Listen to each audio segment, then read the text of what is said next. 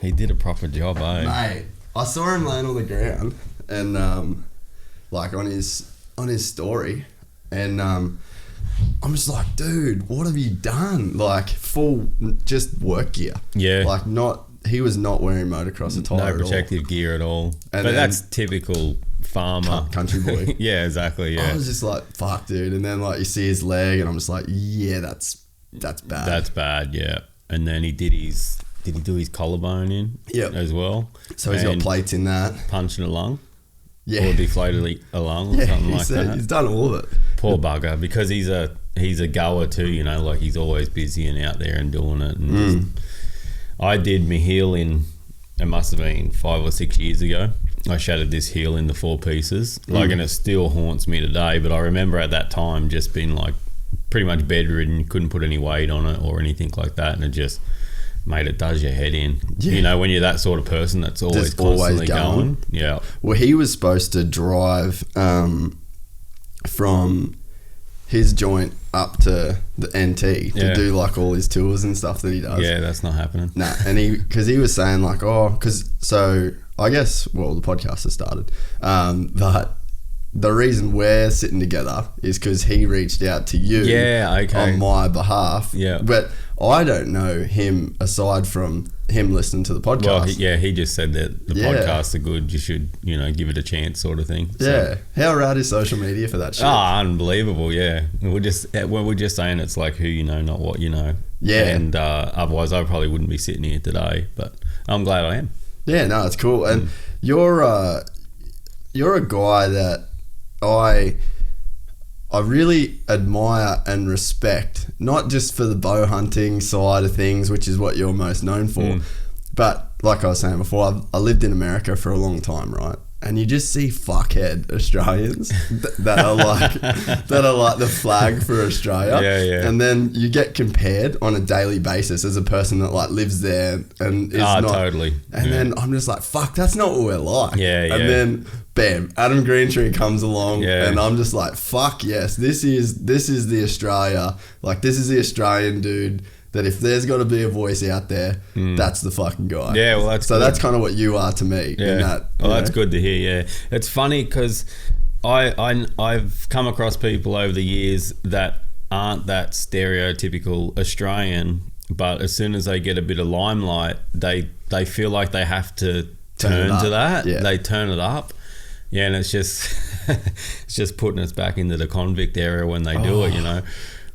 And some people are naturally like that. Good on them, you know. Like we're all supposed to be different, but it's it's just playing into that role. Like, there's no need to do it. Yeah, but I guess like it'd be super hard to fake what you do. Like, totally. There's no doing it for the gram when it comes to Adam Greentree. Well, if you've seen any of my, I don't edit anything. Everything's just raw. It's just how it is. Yeah, and that's good because it doesn't chew up a bunch of time. I just whatever it is, I put it out there, and you either like it or you don't.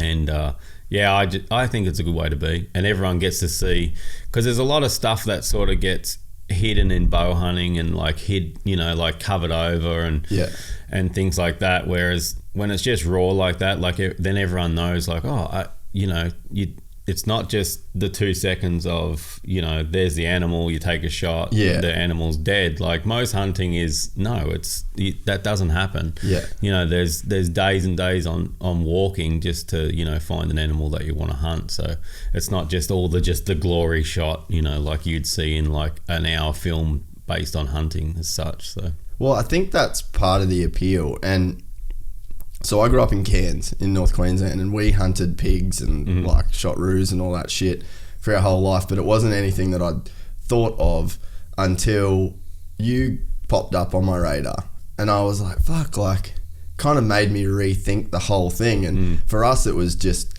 something we did, and I wasn't really exposed to the idea that other people didn't do that until you kind of come along, and then I was like, fuck, like this is a whole world of people that a lot of people aren't exposed to this. A lot of people aren't exposed to, I guess, like the introduced species kind of idea, and I guess as well in Australia, there's definitely like a stereotype of like the bogan pig hunter. Yeah, there definitely is.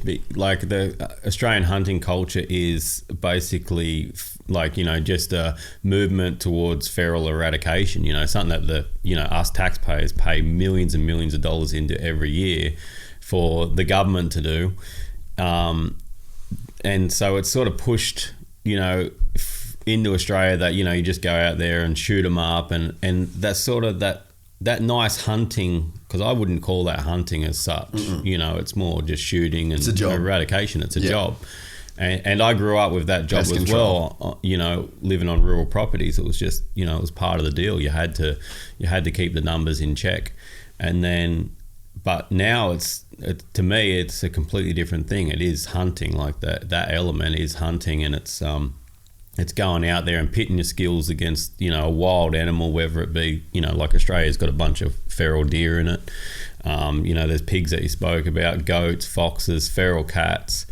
There's a bunch of species out there that any hunting towards those species is also a movement of conservation for Australia, you know, to better will the wildlife that we have here, their environment, you know, the ecosystem.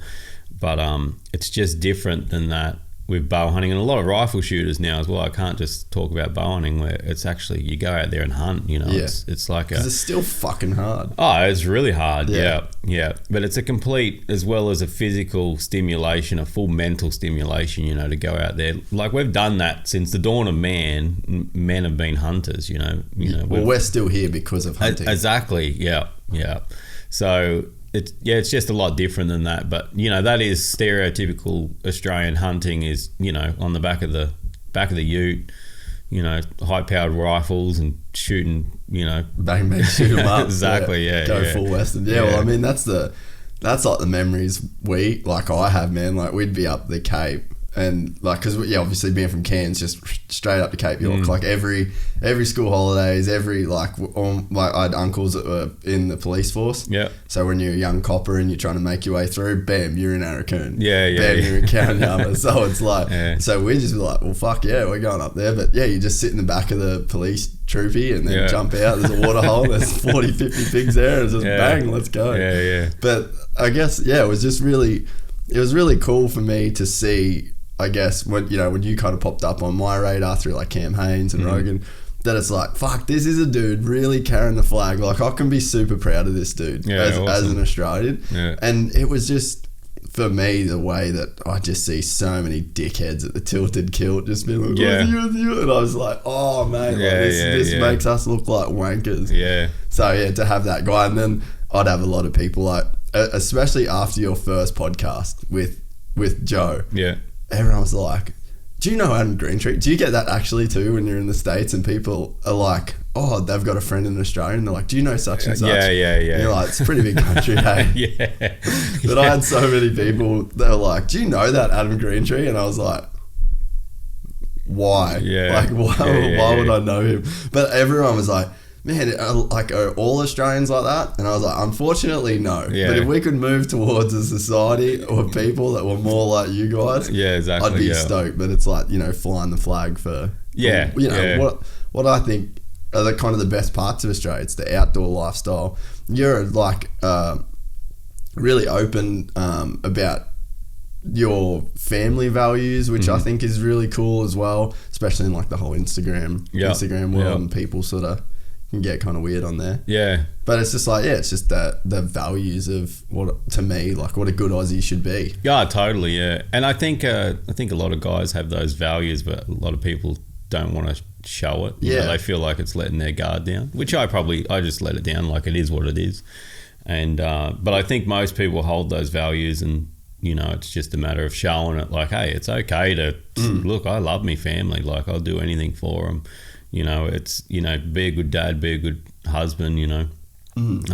I think it's important to show those things, especially in, I don't know, the world seems to be going the opposite way. That's how I feel, and I'm a positive thinker as well, but I just see society, and it's like nearly a letdown to the human race, you know, with a lot of things that happen today. Well, I think that you're in an interesting position, I guess, because it's not like you were famous And like, I don't think there's many people I got a lot of friends in Newcastle. I spent a bunch of time here through surfing and stuff like that. And I'm like, yeah, I'm going to get Greentree on the podcast. And like, in my world, you're a big name. Like, you're a quote unquote famous guy in an industry. And then a lot of people here sort of, you're from here and they don't really know you. Yeah. So it's like, that's an interesting kind of world to live in a way. And then like, man, I look at the comments on your Instagram page and like, you'd see a weird perspective of society, of this group of people that can just reach out, don't know you from a bar of soap, and can like just comment at you with like, so I mean, you'd see like some weird shit in terms of like society. It's really weird, and it's been I've questioned myself on it a bit over the last couple of years, because like I've always kept a tight crew, you know, like I've always just kept a tight crew, and like I'm really actually not social at all. Like I just like, it doesn't, I say it doesn't interest me, but element of it interests you. Yeah, that's right. Yeah. And then to have the position that I've got, like it's complete opposite to actually how I really am, you know, because I'd just be happy living out in the middle of the wilderness by myself. And now that I've got family, I'd be happy just, you know, Kim and the kids, and just sort of no interactions with the outside world. But it's so hard to explain, because this popularity that I've got, like I've actually never wanted it. It's just sort of something that fell into my lap, because I love promoting what I believe is good. The values. Yes. I love promoting the outdoors because it's so good, and I see so many people missing out on it. Well, they don't even know that it's there. They don't even know that feeling. You know, let alone really indulging into the wilderness is hunting, you know, getting your own meat. You know, like that's becoming part of nature. Like that's what nature does. Nature hunts, you know. So it's real funny, and I'll never, like, I hate that word, you know, fame. Like I hate the word famous. I hate that. Yeah. I hate anyone thinking that I'm any more popular than anyone else, or, you know, any different, because I'm not. I'm just a regular guy, and I suppose that's what makes me. But, you know, I'll never admit, you know, like even you just saying, you know, like, you know, you're actually famous, to my ears, that's hurting. Yeah, it's like, awkward. No, yeah, it's just, I don't know, I just don't see it like that. I just see it as someone that's sharing experiences with people, and hopefully, you know, I think that do them. You've got a genuine message, and it's a message that needs to be heard, because like we're in a spot where we're going to lose a lot of good shit if the message that you promote isn't heard, if that makes sense. Yeah, definitely. And it's like, I think we're like, because I definitely grew up with the pig hunter, like you just go out to kill shit, and you knew you were killing it because they were a pest, and like we could see what the damage was getting done. We talked to the farmers. Like my dad told me from a real young age, like, because we were young men, like young kids shooting pigs, and it was like pretty confronting for kids. And I remember like my brother crying one day, like it was full on. But Dad was like, well, there's a reason we're doing this. Like these things aren't supposed to be here. They kill all this shit that you guys really like, and this is how it works. Yeah. But then that was what I grew up with, to where I never really thought about hunting to any other kind of degree. And then initially when I started seeing like you guys, and you know Adam LaRoche? Adam LaRoche, buck hunter. What is it called? I think it's a show that he does with those country music singers. Okay. You know that one? Yeah. Actually, he was on the podcast. He was like my first one that I did. Right, he was cool. with that Rebel guy. We did it at his house. But anyway, like before I kind of got that, I guess like that education of, you know, through you guys, it was like, it seemed real confronting to me again in the same way that it did when I was a kid. Yeah. And I was like, why the fuck are they killing these poor deers? But it took that explanation that you guys gave me, and then when you kind of, I guess without the factory farming side of things, it's still pure. Like that animal has to die. Yeah. And that animal is going to die more than likely a super shit death. Yeah. And then here you guys come in, it's a quick death, it's a respectful death, and then none of that animal goes to waste. Yeah. So again, I guess it's that message, and it's a fucking important message. And then when you add in the side of the whole factory farming and some of the way that our food is actually delivered to the supermarket, and you know, live exports, like fuck, you're getting into some really creepy shit. Yeah, look, it has to be done. Like that's the population of the world. Yeah. Like I don't hate on it, but I use it as an example for, like, you can't say poor deer and then eat a steak that 100%. night. You can't, like, that. What the fuck are you talking about? Yeah. Poor deer, but you pulled meat out of a packet. Yeah, 100%. You know, because. And that's we keep trying to desensitize everything, and it doesn't have to happen with hunting. Well, that's there's no connection between. You can say poor deer because it's fucking visually there. You see this thing that's eating the nice little grass and it's living this peaceful Bambi experience, and then bow goes. Yeah, that thing's dead. Yeah, and it's like fuck. Like, and that's with effort and with responsibility, like all those things should come into it. Yeah, that you should feel those emotions. Like you're killing something and then you're eating it. You should feel the things that you're feeling and the things that I was feeling to where I'm going like, fuck, that's full on. You should feel that. No, exactly, every time you eat a piece of meat and you pull something out of your fridge, or you go to Coles and get a rotisserie chicken, you should feel the responsibility. You've taken that life. Yeah, exactly. Yeah.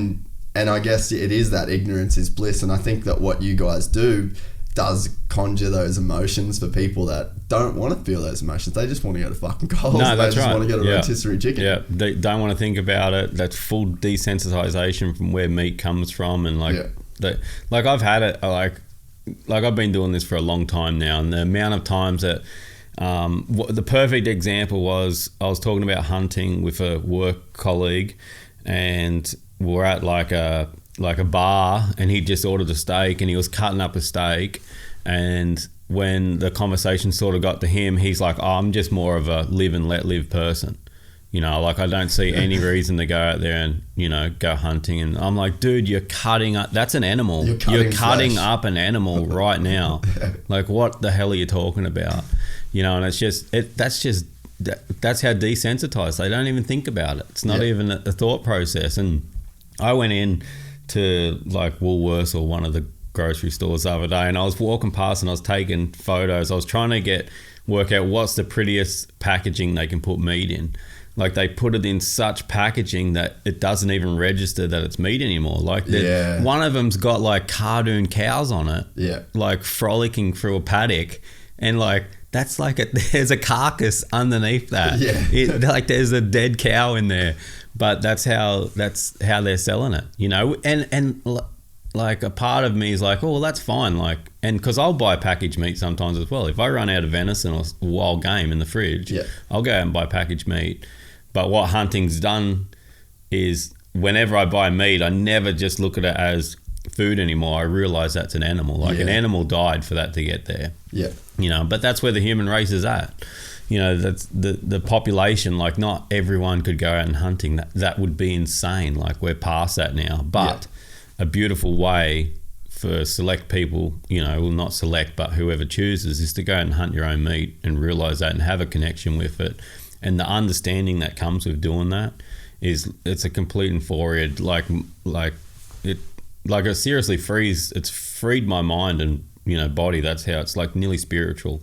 And how long have you been really focusing on eating your own meat that you've caught yourself? So I started like you, where, you know, and that's what Australia's really pushed is, you know, feral animal control, and, you know, you're just sort of happy to shoot things. And, well, happy is a really crappy word to use, because it's actually not like that at all. You know, there's you're happy that you've achieved something. There's a goal in mind. Yeah, that's right. You know, you reach certain goals. Like, yes, I stalked that animal. I did a perfect shot. The animal's dead. You know, it's not like happy, like, you know, I killed it. Like, you know what I mean? But then, because you'd be a weirdo if that was the case. Exactly, yes. And then I don't know, a few years later, I started realizing like the value of what's sitting on the ground in front of me, what I've killed. That, you know, that's a complete resource. And actually, the way that one of my neighbours, where my property is, they shoot a bunch of deer just out of, you know, eradication, trying to, they compete with stock and the numbers are high, so they shoot a lot out. And he'd been doing that for 20 years and never ever eaten venison. Really? And when I started hunting on his place, I shot a deer and I cut it all up. I'd made some really nice cuts. I got a meat saw and everything like that, and cut the ribs up so he had all these beautiful little cutlets, and I put them in the bag, I presented them perfect. That's what you want it to look like meat from the store, because that's what everyone thinks. That was the first venison that he'd ever eaten in all those years of shooting deer and leaving them on the ground. It was the first venison he ever eaten. It was absolutely delicious. And all those years he'd be shooting one of his own beasts, like a cow, like one of his own stock. He'd shoot his own stock and cut that up to eat. But that night go around to Spotlight and shoot 20 deer and leave them on the ground. It's a delicious meat, and it's a resource, Yeah. So anyway, now he's eating deer and not shooting his cows. So, and the way that I explain it to him, look, these deer are running around the mountains everywhere. They're already there. But you place an extra cow in the paddock, which is extra strain on the environment. Cattle aren't supposed to be in Australia either. They're bad for the environment too. But they're here because that's why everyone's eating, cattle and sheep and pigs. So yeah, and then so I guess what was your first experience then with hunting something and then eating it yourself? It wouldn't have been with a bow, I'm guessing. No, it would have been when I was real young, 7 or 8 years old, and we probably shot a kangaroo or something out with the rifles, or a pig, and was probably cooked up. I got a real early memory of shooting ducks with my mum as well, and eating those. So real young like that, but me myself, making that decision for myself, I don't know, I can't even recall the first, but it would have been a young feral goat. Yep. Which is delicious meat as well, young goat, beautiful. Isn't it funny that not you, but we only think of certain animals as able to eat. Yeah. But what made me really think about it was when we'd spend time up in TI or Bamaga and those places, and we'd be playing footy up there or something, and then you'd have a dugong or turtle or goanna, and then you'd start thinking of everything as food, and you're fuck, you can eat anything, but we just get conditioned to eat pigs, lamb, totally, and then that's kind of it. That's what's safe, and a lot of people it's the same with just vegetables and fruits and all. People just eat. You can eat anything. But then when I was in, I think I was in Japan, and I was eating crickets, just in a popcorn bucket. Yeah. And I'm just eating these deep fried crickets. Yeah. And the people I was with Americans. They're just what the fuck are you eating? And I was man, it's the same. All this stuff, it's the same shit. Yeah. Life eats life, and it all tastes pretty good. Yeah. I've eaten. I was in Norway. I ate whale. Yeah. Just traditionally cooked whale, Alaska caribou sausages. Yeah. And it's every if it walks around, it's probably pretty decent to eat. Exactly. Yeah. But people are conditioned so hard to just think about 3 animals, and that's all you eat. Yeah. When I was in Japan, I ate some weird shit that you just never thought to eat, but then you get through it and you're oh, that was actually pretty good. What stuff was it? Just whale blabber as bacon. Instead of bacon, they do that as bacon. Yeah. And raw squid was really weird. There was a heap of different sort of fish and urchins that I ate, and then real fatty meat, completely uncooked, just completely rare, a chunk of meat that thick with just heaps of marbling of fat through it, and just I'm expecting it to be cooked because it comes out like a steak about that round, and then that's it. It's done. No fire, no nothing. That's just eat the meat completely rare. And I've did it on I've been up the mountain in Hungary and shot a deer and really fresh, minutes dead, and cut a bit of the flank off and ate that raw or something, but it's that fresh, it's the animal was just alive, minutes ago. My worry with eating raw food is where it's been between there and getting to there, What's the deal with eating raw meat like that? It depends. It can't have worms. Like one of the big things for cooking red meat is, if there's worms or anything in it, you'd cook it and kill it. But like we're very lucky in Australia. Like most of our game animals are completely worm and disease free. That can be passed on to humans anyway. So you're pretty safe there. But it's just looking at the condition of an animal. Like if there's a deer walking around all crippled and like mucus coming out of its nose and that, you probably don't eat it. No, that's right. Yeah. When I was in Hawaii with the Yeti crew, I think we ended up putting 3 or 4 deer pretty much out of their misery. They get some sort of disease over there. And is that because of overpopulation, do you think? It could be, or like Lanai's got a crazy looking power plant on it that maybe they've been drinking water out of the power plant like the Simpsons, and because they're like, we called them radioactive deer, like they're all messed up and like I shot one that it looked like it couldn't like really breathe out of its face anymore. Its nose had swollen up and its mouth had like sealed closed with mucus and stuff like that, and just they're struggling, like they're not in a good way, so you just sort of shoot them and put them out of their misery. When I was in New Zealand, like all the wildlife that I've ever seen in New Zealand seems really healthy, but every now and then those Himalayan tahr, they'll fall off the mountain. You might have seen those clips. And I got over to like a bit of a draw, and I looked down there and there's just like blood everywhere, like on the snow and ice, and I'm like, what's going on here? Like I was like, is there another hunter here? Yeah. And they've killed something and cut it up or something, and then sort of walked over a bit further and like, here's one of these Himalayan tahr, both of its front legs are snapped and it like just like in the ice, can't move, head down, like just in absolute misery. Just shot it through the heart and just put it out of its misery. So did you ate one of those as well? Yeah, the young one was delicious. They're like a goat species, and goat can have like a bit of a pissy taste to it sometimes. Yeah.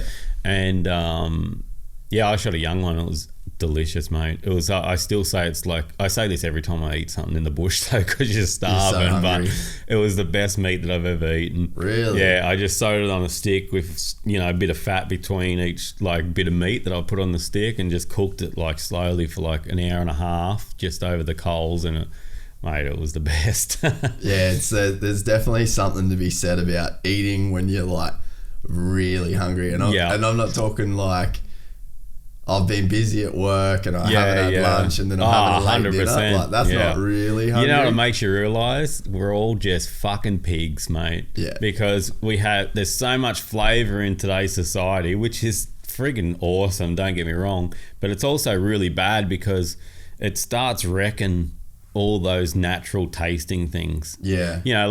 Like I do actually carry a little bit of spice in my backpack when I do those hunts, and because once you eat just raw meat after that, it's just got a meat flavour and that's it. You're so used to having like sauce or spices or everything that's been altered to taste better. Like imagine going back like a couple of 100 years and someone passed you a double coat Tim Tam, dude.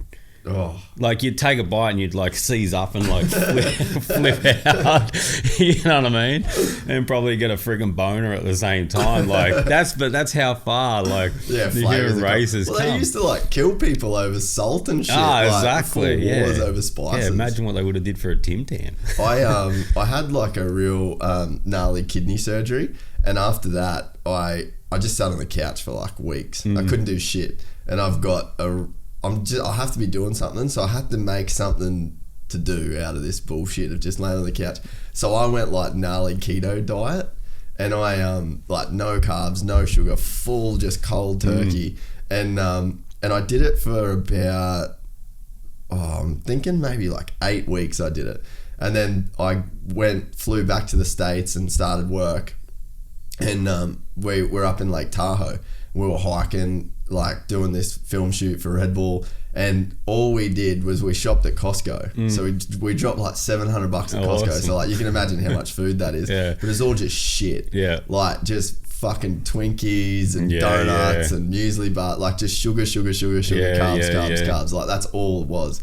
And man, I fucking felt like I was going to have a seizure. Yeah. Because I just spent 2 months without any of this shit in my system. Yeah. And then it was the weirdest feeling thing. And like, I couldn't drink a Coke, man. Yeah. Like still to this day, I drank a can of Coke the other day for the first time in like maybe a year. Yeah. Because it just, once you go back a little bit and remove some of that shit from your diet, it's a different deal. And you would have a drink and being like, what the hell is this shit? It was like, I felt like a cow licking up molasses. Yeah. It was that gnarly. Yeah.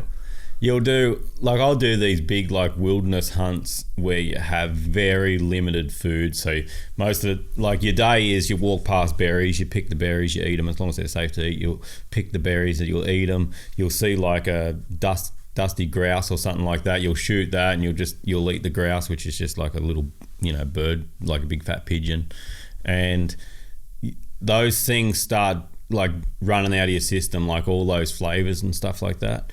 Then you will eat meat, like one of them was like day 27. I hadn't had meat that whole time, and day 27 was that on that big hunt? I shot a bull elk. Yeah. And just the taste of the meat, all the extra taste that I was getting out of that meat was absolutely delicious. Water, dude.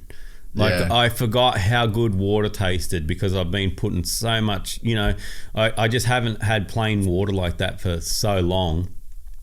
Always putting like a bit of flavoring in there, or drinking some other drink or something like that. And I remember I cried, dude. Like, really? I'm not scared to say I fucking cried. Because I went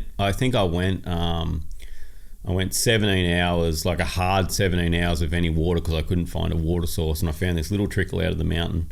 And it was more about the taste in that water and how thankful I was to have water. And it's like you forget how good water is. That's what I mean. We're turning into like these slobs, man. Yeah. Like you forget those things. You forget how good those little simple things are, and fucking one of them's water, and we're supposed to drink it every day. So it's definitely like, it's almost sad how we. Yeah, go for that carton water. Just thinking about look, got it right here.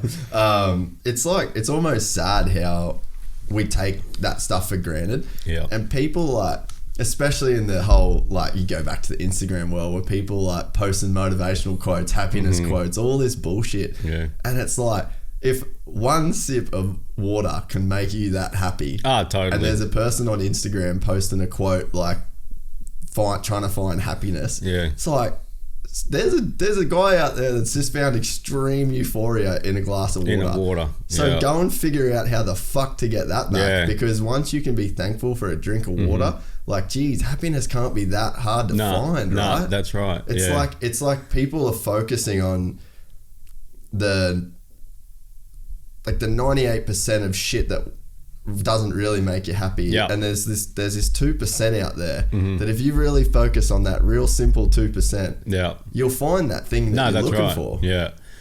You've got to go and find perspective. Like, go and do something that's out of your comfort zone, or whatever. Go without something for a week, whatever it is, or like a lot of people seem to flog themselves out with exercise now, and that's how they find it. Like, they put themselves in so much discomfort, in exercise, that then when they get the stop, like, that's their realization, sort of thing.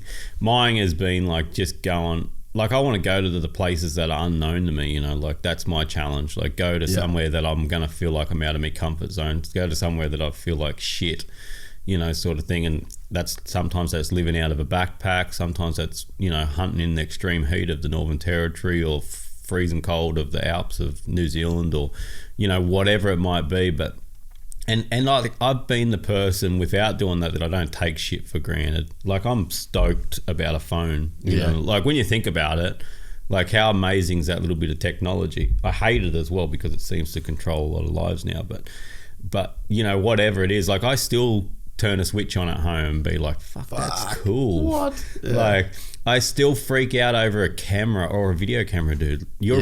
There's a device there that's filming me now. Hello. There's a device there that's filming me now, and it's capturing this perfect image, voice and everything, and it runs through a fucking wire back into like a computer or something like that, and then you can send that somewhere else without a wire. Yeah. And it's that perfect. That's freaky, dude. Like that's some serious magic shit.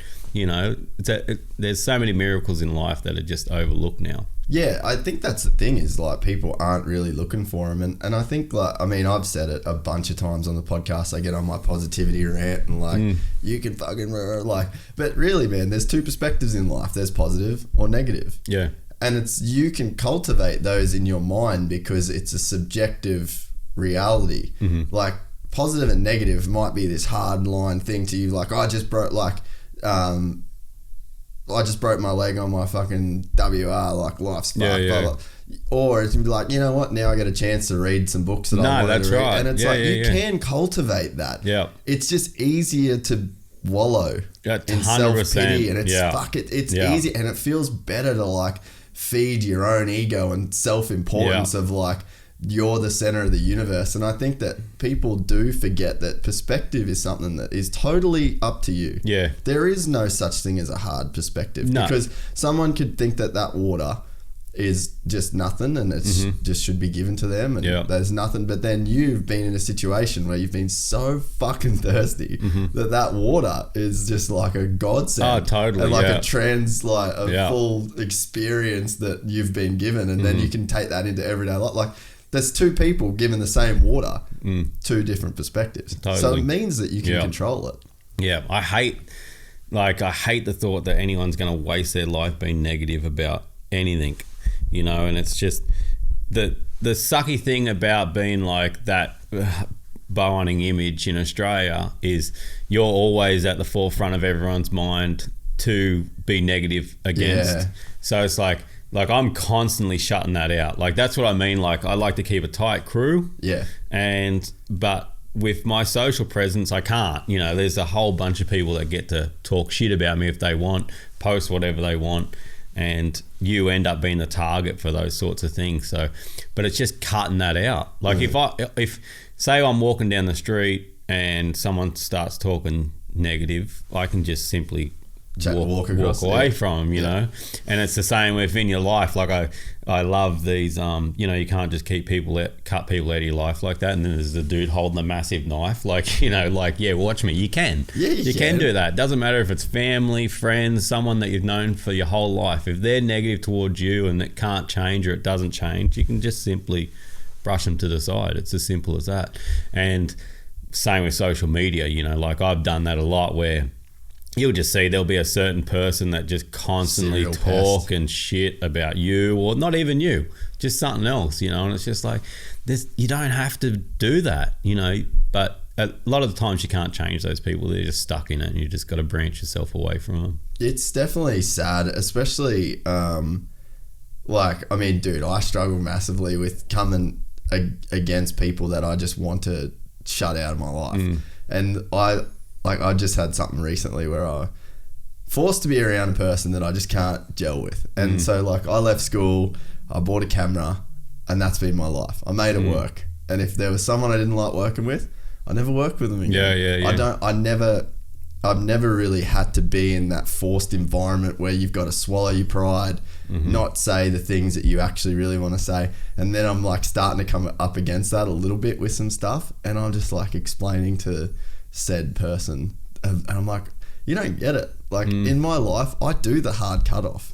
Yeah. I don't talk to that. I don't have to go to a job that I don't like. I don't have to be. If you're a piece of shit, I don't deal with you. No, and that's how I stay happy. And I'm not happy because I've got all the things I want.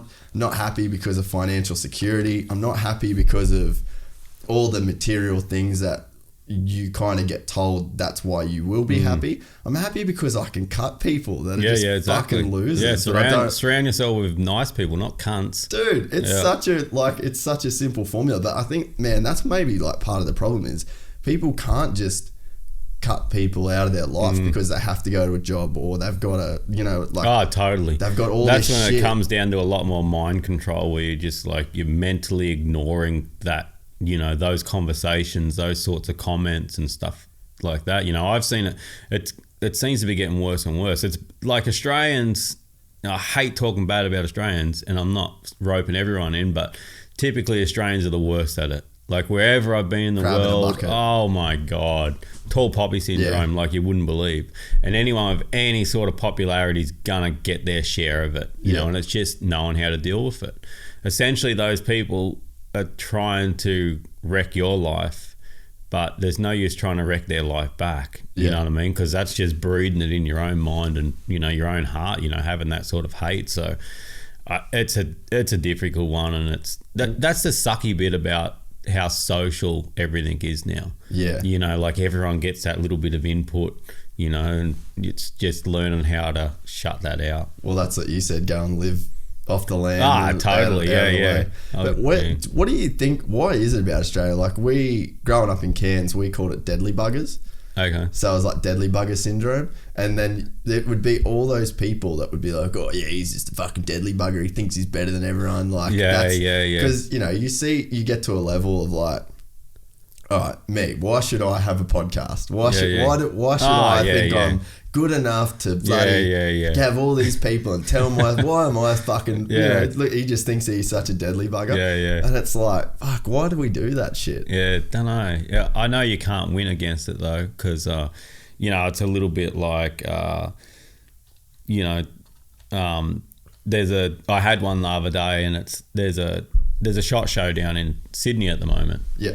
And like I did 8 shows in Australia, and I think I've done 2 in America, but the last 2 I did was in America, and they're big shows, and people that I'm an ambassador for got me out there. So, because let's just say there's 2 days, and it's like you can go hunting for 2 days, or you can go for a show for 2 days. I'm going hunting. Right? And like my life's a constant juggle. Like straight after this podcast, I'm racing out to an AFL game with my kids. Then I'm going home, and I've got a floor to lay at home. You know, like it's a constant juggle. And anyway, someone's like, oh, you're too good to come to the shot show. I'm like, you know, like, what are you talking about? I've done a few of them. I'm busy. But it's like, if I go, oh, he thinks he's a big shot. He's at the show, you know, marching around. If I don't go, oh, we're not good enough for you. It's like, you can't fucking win against these people. So you just got to ignore it. I'm just living my life. I'm doing what I do, and this is what you're supposed to be doing, dude. Like, nothing's supposed to change. And some fucking stranger that tries to have a bit of influence and 2 cents on us, like, fuck off. Well, dude, I've been pretty lucky, man. Like, everyone's super supportive of it, and I think that, you know, like, I'm just fucking doing it for the right reasons. Like, as soon as I got the feedback from people, like, we had a couple episodes where do you know Robbie Madison? He's like the guy that he did the water bike in Tahiti, like rode the wave. Yeah. So he's like a real good mate of mine, and he come on and like, man, we got in deep, like super heavy. Like, I just thought we were gonna fucking G up and talk some shit, and we talked about this day that I was at his house and he crashed, he had a seizure, and it was fucking gnarly, like he nearly died. And then he started talking about depression he was getting because of the head injury, like just fully fucked him up. And I was just like, geez, like that was full on. And it was real early in like doing the podcast. And then, dude, just got so many messages from people that were like, oh mate, like I've struggled with depression and I just never want to talk about it. And seeing a guy like that talk about it makes me feel like maybe I'm not a fucking loser. And I'm just like, damn, like, all right, well, just that's a reason to do it. Like, if you can, totally, you know, if you can put good shit out there. And I guess that's like, maybe circling back to what you were saying at the start, is like, there's that 99% of you doesn't want to quote unquote be famous, but then there's that 1% that goes, well, this is a message worth spreading. Yeah, totally. So you kind of will take a hit to give that message. I get bombarded with even the ones, I used to be a vegan, now I understand hunting through you, and now I'm trying to, you know, source my own meat. You know, I've had the thousands and thousands and thousands of people say, look, I bought my first bow because of you. I didn't realize how awesome the outdoors was. And I was like, I'm glad I'm doing this. I am glad I'm doing this. But, you know, what I'm trying to say is that, like, you're the famous bow hunter, that just fell in my lap. People like, you got such and such as sponsors. They just fell in my lap. I didn't do it to get sponsors. Yeah. I didn't do it to be famous. I didn't do it for endorsements. I didn't do it for any of those things. They've just come with it, because before there was social media, I was still promoting bow hunting. Yeah, I was still promoting the outdoors. I was the youngest tradie on a site of about 700 tradies, and I used to take in hunting magazines, and it would just be the guys in the smoko room. Like, you're just a frother, like trying to. And I'd be talking to them and stuff like that. And then I'll never forget it. There was a couple of the older guys on that site, like we were in their, maybe late 40s, early 50s, went out and got their bow. And one thing they said to me, they wish they knew about it earlier. Yeah. Because of where they were in their life. But they loved it, dude. They used to go to the pub on Friday afternoons. They used to go down to the pub and drink. On Saturday, they used to go down the pub or whatever. And then Sunday was a chill out day, just sitting on the couch at home. Watching the footy. Mate, now Friday afternoon, they leave work, they organise a hunt, take their kids camping and stuff like that. The Saturday, they are outdoors hunting. And the Sunday, they're getting back and organising their hunt for the next weekend or next, one of the weekends the next month. That was the difference. But those guys I'll say wasted, because I feel like it's wasted. Those guys had wasted all those other weekends and free time and stuff out of work doing shit that they necessarily didn't like. They were just slumped into it, that's what I hate, the thought that that's what someone's doing. They don't even know hunting exists. They don't even know how good camping or hiking or exploring or nature is. The air out there is enriching for you. That's how I feel. Like, you get out there and you breathe, and it's the stupidest name. Totally I call it wild air. Yeah. How dumb is that? Like, all like air's air, but when you're in the city, it's like, dude, it's not wild air anymore. It's like it's polluted. It's not the same. It doesn't have the same. Exactly. Yeah. Do you ever get, when you jump off the plane at LAX and you first get your bags and you walk outside to where the cabs are? Yeah. Do you just get that fucking heavy stench? Totally. Like, yeah.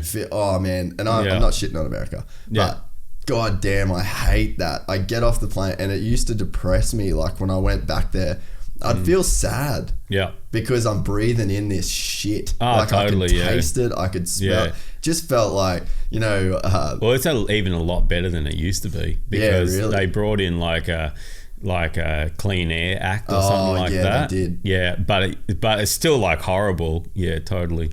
I think about it like Mr. Smith in The Matrix. He's like talking to it just freaked me out, and I'd be in traffic all the time on like the 405 or the 10 or whatever, just all those cars and trucks. Totally. It's so fucked. Right, even Sydney, dude. I go to Sydney and everyone's beeping horns at each other, and it's just like, fucking just calm down. Sydney's hectic, man, to drive. That's one of the gnarliest cities in Australia for sure to drive. Yeah. People just don't give a fuck. I hate it. I'm just like, how much time am I wasting just sitting in traffic? Imagine living there and doing that every day. Like, how much of a year do people waste, in traffic, sitting in traffic? It's fucking sad, dude. It's heavy to think that it's the cumulative effect of it's not just like every day. Yeah. Like, if you break it up to a year, and then you add the time that you've been in traffic. Oh, totally. You just go, what? Like, that's a full holiday. I'm full saddened by where the human race has gotten to. It so fucking sucks. Like, how everyone's got to have a job and finance for this and that, and it's just could be so much more simpler and better, and I feel like people would be so much more happier. It's hard. Like, I went to jiu-jitsu the other morning, and I've just been flat out this week. Like I was saying, I was trying to come do this with you on Wednesday, and it was just one thing after another.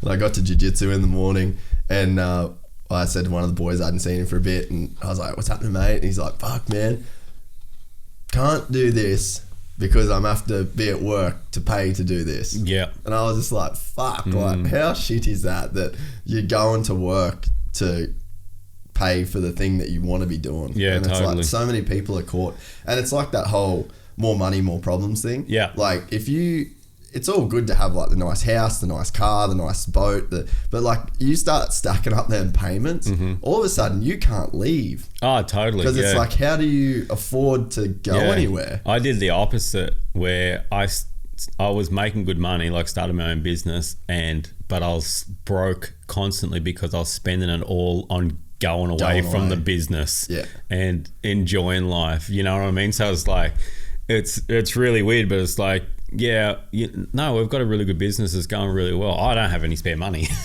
because I spend it all on fucking living life, you know.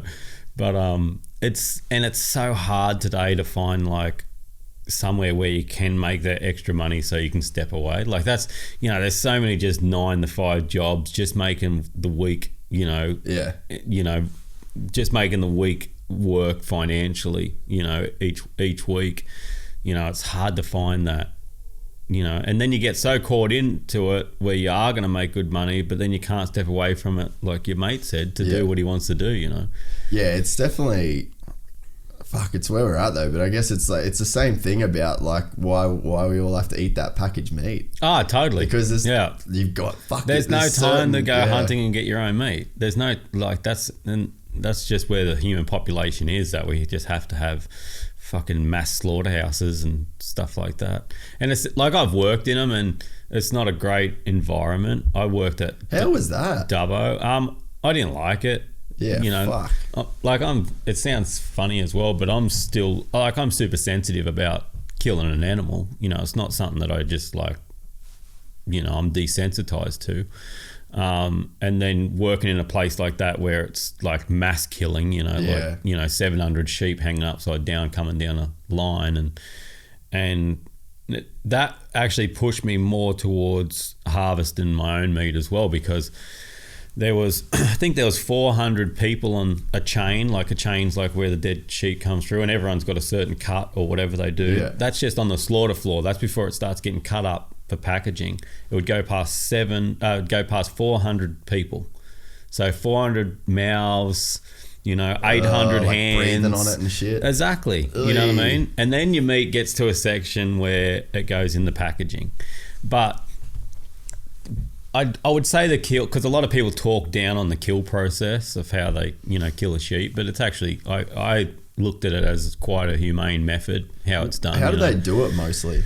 It's a spike to the head, so it's like it's on a machine that's like a gun, and you pull the trigger, and this one was air operated, I believe, and it'd shoot a spike out. Oh, fucking people don't want to listen to this shit, but it would shoot a spike out and spike the brain, you know. Then, so it's fucking... Yeah. The thing is, when something brain like that, and because I've had this discussion with some rifle shooters before about shooting stuff in the head, the body's still alive, the animal's still essentially alive, but it can't use... There's no cognitive... No, it can't use any of it. So let's just say I was bow hunting and I shot and the animal moved or whatever and I accidentally shot it in the head or the spine, because the spine will, you know, the animal can't move. It's not dead, you know, so you put another arrow on like instantly and shoot it through the heart or the lungs, like the vital area. That's what kills an animal with bow hunting, blood loss. Yeah. And so what they do at the abattoirs, they'll spike it and then seconds later they cut its throat so it bleeds out, because the less blood in your meat, the better.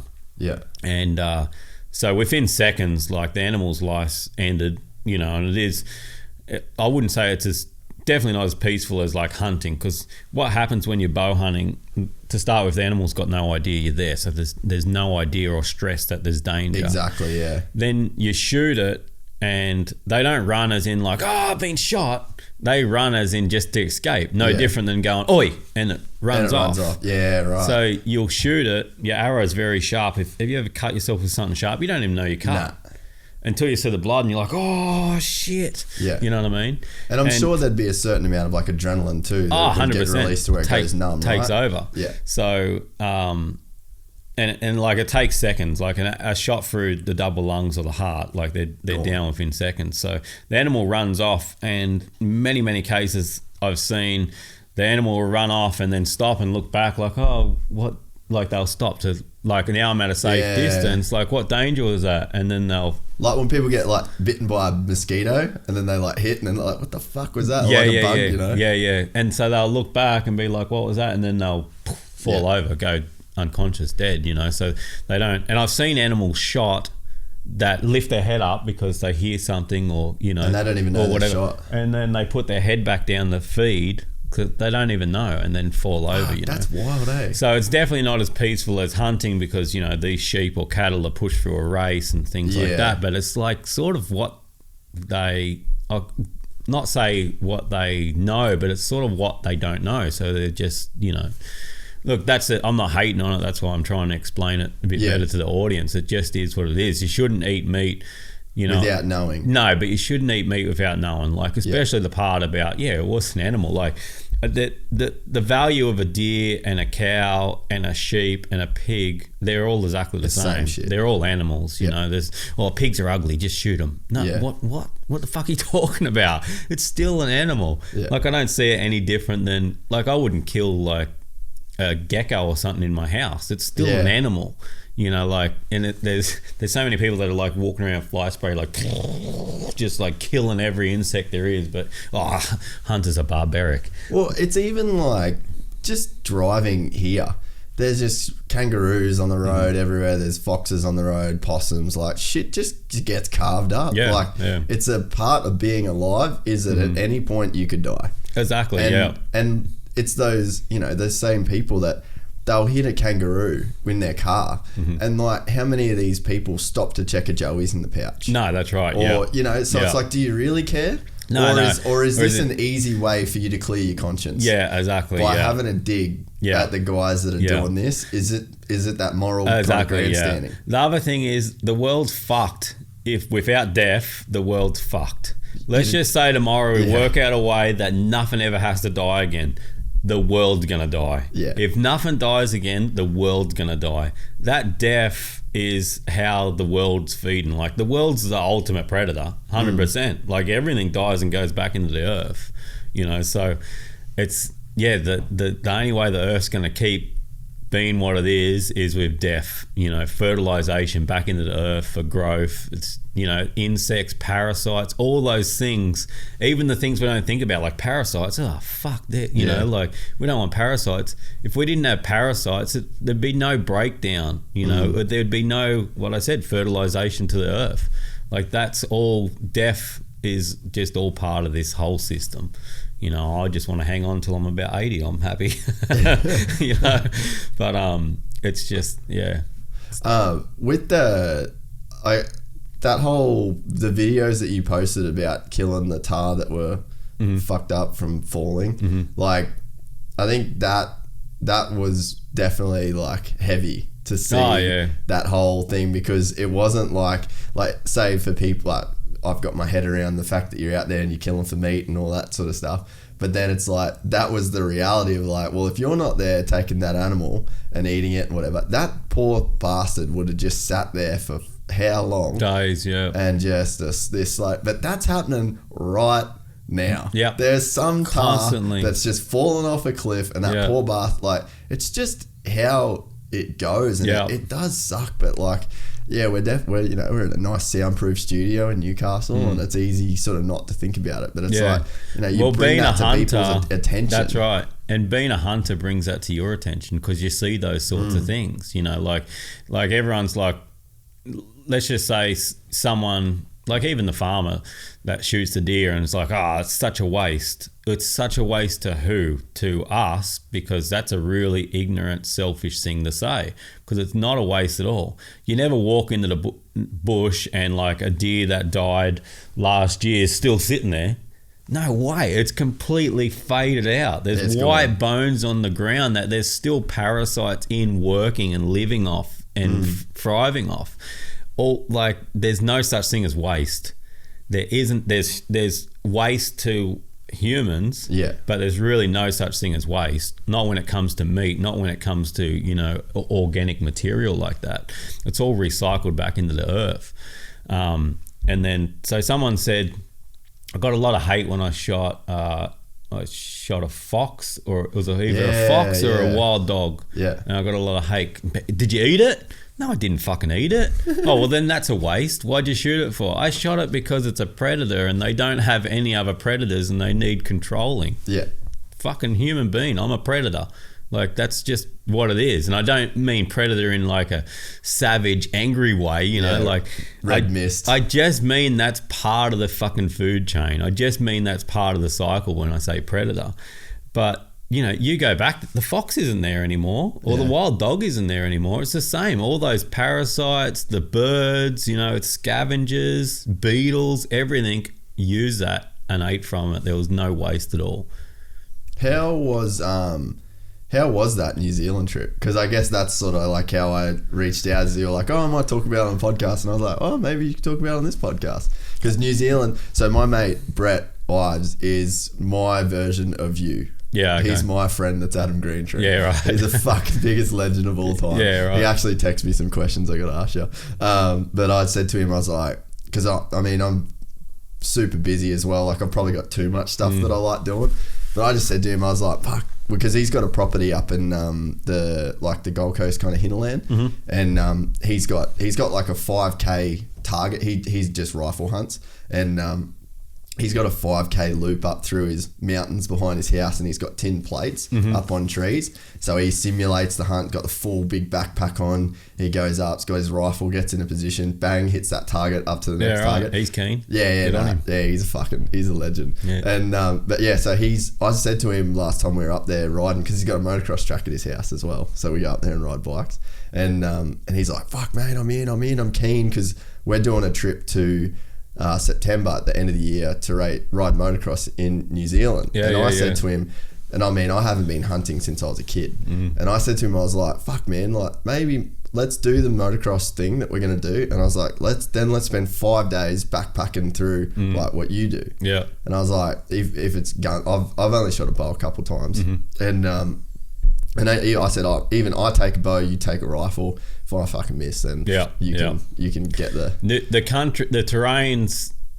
It like really favours rifle shooting. Like definitely 100% take your bow. Like that's what I promote. But there's just, you'll see, like there was one morning I got up and I was, you know, glassing the mountains, like putting the binoculars over the mountains in the spot and scope, and I think I counted 17 bull tar, and I'm like, this is amazing. You might get to one though. Yeah. Like that. So there's 16 bull tar that you can't even reach. Like you die getting there. You know, that's the sort of terrain it is.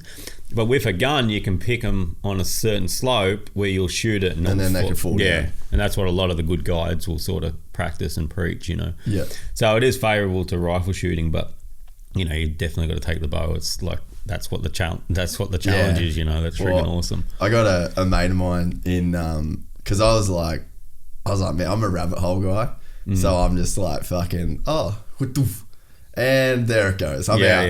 So like I had I shot one, my mate Costa up in Cairns, and he's got his little nephew, and that he shoots pigs with his bow. Yeah. And he's like, yeah, give us a go. And we're just shooting a bucket at like 40 yards or 50 yards or something like that. And I was nailing the bucket. No, it was an esky. So we're shooting straight through this old esky, and I hit it a few times, and then he's like, fuck yeah, he's like, you should get a bow. And I was like, I know where that's going to take me. I'll be in fucking somewhere in Hungary or something 3 months later. But yeah, so then Brett got all fired up. So he's like, you got to ask Adam what we should take to New Zealand, what size backpack he's using, because he's like, he's like you, because he's all about the struggle. Like he's the guy that wants to go out in the packs, get fucking smashed by midges for 5 days, not have any water, be hungry the whole time, and that's his like come to Jesus shit. So I fucking love it. I thrive on it.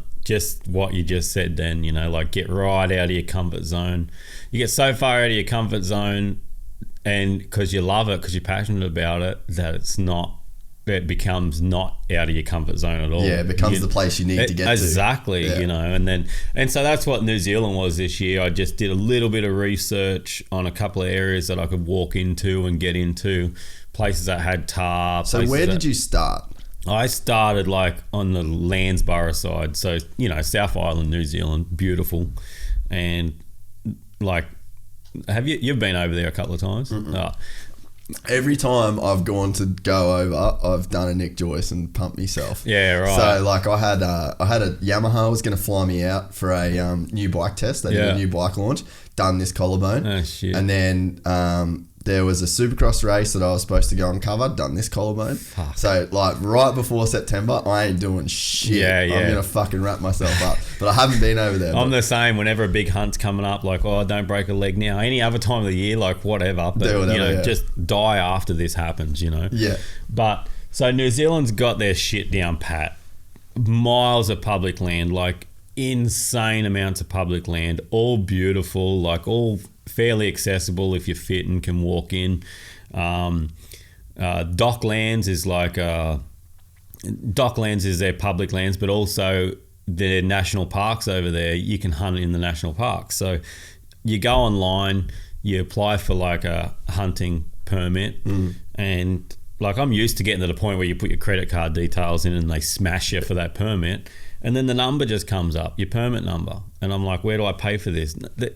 You don't fucking pay for this. It's really? Fucking free. New Zealand is so good. Fuck. Tons of game, all introduced, so classified as feral. Yeah. So there's no tags or anything. You're basically doing the environment a service, anything that you sort of shoot over there. But New Zealand hunters are, very respectable, switched on mob. And they're not trying to eradicate the species because that's never going to happen. Yeah. But they're just trying to manage them better, you know what I mean? So they've got an awesome system. Well, I just wanted to start with that. So anyway, I get permits, and the first place I went in was up the Landsborough, and that's pretty much all tar. There was no chamois there, and got in there, did some. It's the sort of place that you go, and I'm like the person that I'll take risks that I know I probably shouldn't have until I get to the point where I'm like, yeah, fuck. And like sort of place that like I scribed family on the back of me bow. So whenever I had the bow, I was looking at that and just like trying to, I don't even know why I did it. Like I actually come home sort of really confused. Like rattled by it. Well, just questioning myself, like, why do you do that? Like, I don't know. I don't know what triggers me to want to do that real explory fucking mission shit. What's that feeling that you get on that? Say like that. Was it like the ledge that you were climbing across? Yeah. So like to explain that better, it was 7 days into the hunt, and I'd pretty much gone 2.5 days back in. And I come up a section in those 2.5 days that I'm like, I cannot go back that way. Do not go back that way. It's fucking risking your life. Going up's one thing. Your hands are in front of you. You're looking forward. You're sort of taking the pack weight up and everything because, you got 30 kilos or whatever in your backpack. Or it mightn't be that. It might be more like 20 when you fin it down. And you're sort of taking that up the whole way. Going down's a different thing because you're stepping onto where you can't see properly, and you're sort of lowering the pack weight, pushing you down. Exactly, and it's just you'll come past disaster, so you don't want to go back that way. You already know how bad it is. And when I looked at my map, it showed a gradual detour about 2.5 days back. It showed a gradual detour down a mountain that would get into a river system, and then you could travel the river back down to the highway, hit the highway, and then walk back to where the vehicle parked. And so on that last day, the weather come in real bad. It rained. There was a bit of snow earlier in the night, and then it rained in the morning. And I sort of slid down a couple of sections that, you could see it like flat, matted out on the bottom with fresh snow, so you could sort of slide down there, looking at this map, thinking, well, it's a much easier way down. So I slid down a couple of sections that I definitely wouldn't be game enough to go back up now. And I got there and it was completely bluffed out, like fucking, sheer cliffs. Like you're looking over, you'll see those videos on Instagram. Maybe we'll put the video over the top of this or something. So and you sort of, it was just all cliffed out wherever you went. One side was worse. One side would have been like, a kilometre fall to the bottom. And one side was bad, but there wasn't so much snow and ice on there. Well, so it looked, but you can only see over so far because they dip off, so you're sort of looking into the blind of bliss. And I didn't realise, but there was a glacier underneath me. It just had fresh snow on top. Oh. And what happens when you get that fresh snow on top, you got crampons, or you got spikes on your boot, and they come down on the snow, and the snow compacts, and then you're actually not touching that blue ice. You're not actually touching, that glacier, because the snow's compacted and it's holding the spikes on. So then you've got that shearing force from the snow on the glacier. So I'm going backwards, and I've got an ice axe that straps around this wrist here, and like I'm slowly slipping, like only a couple of the teeth are grabbing in on this boot here. I'm slowly slipping, and the ice axe is sort of going as well. It's sort of pulling a little bit, and then I'm kicking with this boot here, and it was a bit of a, it's a funny situation. It's like someone gives you a puzzle and then fucking puts a gun to your head, and they're like, solve that, or I'm gonna fucking shoot you. So it's like you don't have time to think, I'm gonna fucking die, I'm never gonna see my family. You're just trying to fucking work the puzzle out. And as I'm fucking kicking, and I look down, the crampon on this boot's completely kicked off, and it's sliding down on the fucking ice, and it hooks on this little branch. It was like a fucking real shitty Hollywood movie that I was stuck in. And you see this crampon, and you can't get a good look. Like as soon as you do that, your body weight's past the balance point and you're gone. Because you got the pack. Yeah, so you're trying to look past yourself and shit like that. And if you've ever held your hands up above your head for a little while with just a tiny little bit of weight in them, like a minute starts killing. Yeah. And I'm sort of holding this hand here, trying to get, grip into like this snow and compact the snow. This hand here and all my body weight's just swinging from this wrist. And I'm like, this is fucking it. Make a decision. And I'm like, drop the pack. And like, you don't realize the pack's got all my safety gear in it, except for like I had an EPIRB. I was going to say, you got an EPIRB on you? I knew I was going in the shit country, so I had it clipped onto my binocular harness. And it wasn't like I could just throw the pack off, because this hand's locked in. It would have ripped the ice axe out, and I was definitely gone. So it's like your mind is working so much fucking better than any other time in a situation like that. And it, like straight away, it's like, take that shoulder off, change hands. So I had to tuck this hand up through the thing, grab back on the ice axe, and then, and it's you don't talk to anyone up there or whatever. Yeah. So I'm talking to my backpack, because it's fucking pretty much got my whole life on it. And I'm like, well, see ya. And I fucking let the pack off. And I was hoping, when you're looking at all white like that, and you can't really tell what angle shit runs. And I could just see a white section about 10 or 20 meters below me. And I'm like, oh, maybe that flattens off in a bench and it's all snow. And then the pack might, and you're sort of looking past, and I look down and you just see the fucking pack go like shoot out into oblivion. And then I'm listening, crack. Fuck. Like that's how long it took to hit the bottom pass there. I'm like, fucking hell. And like, everything's fucked, and then I still don't know if I can get to there. I still don't know if I can get to that point. Now I don't know if I'm sleeping on the mountain for the night. I don't have any safety gear. What time is this? It's about 11:30 or something in the day. Maybe a little bit early, 9:30. And it's full clouded out, like it's raining and shit. You can't see fuck all. And my sleeping bag's there, my tent's in there, any food that I want in there, a lighter's in there, a torch is in there, everything's in there. Your bow and everything's obviously. And if you had to stay on the mountain another night, you'd have to hit the SOS button and get a chopper in. Yeah. And so anyway, I start climbing down, and my ice axe extends out to a walking stick. You twist it, you pull it out so far before the whole thing falls apart. You pull it out so far, and then you turn it again, and it's a walking stick.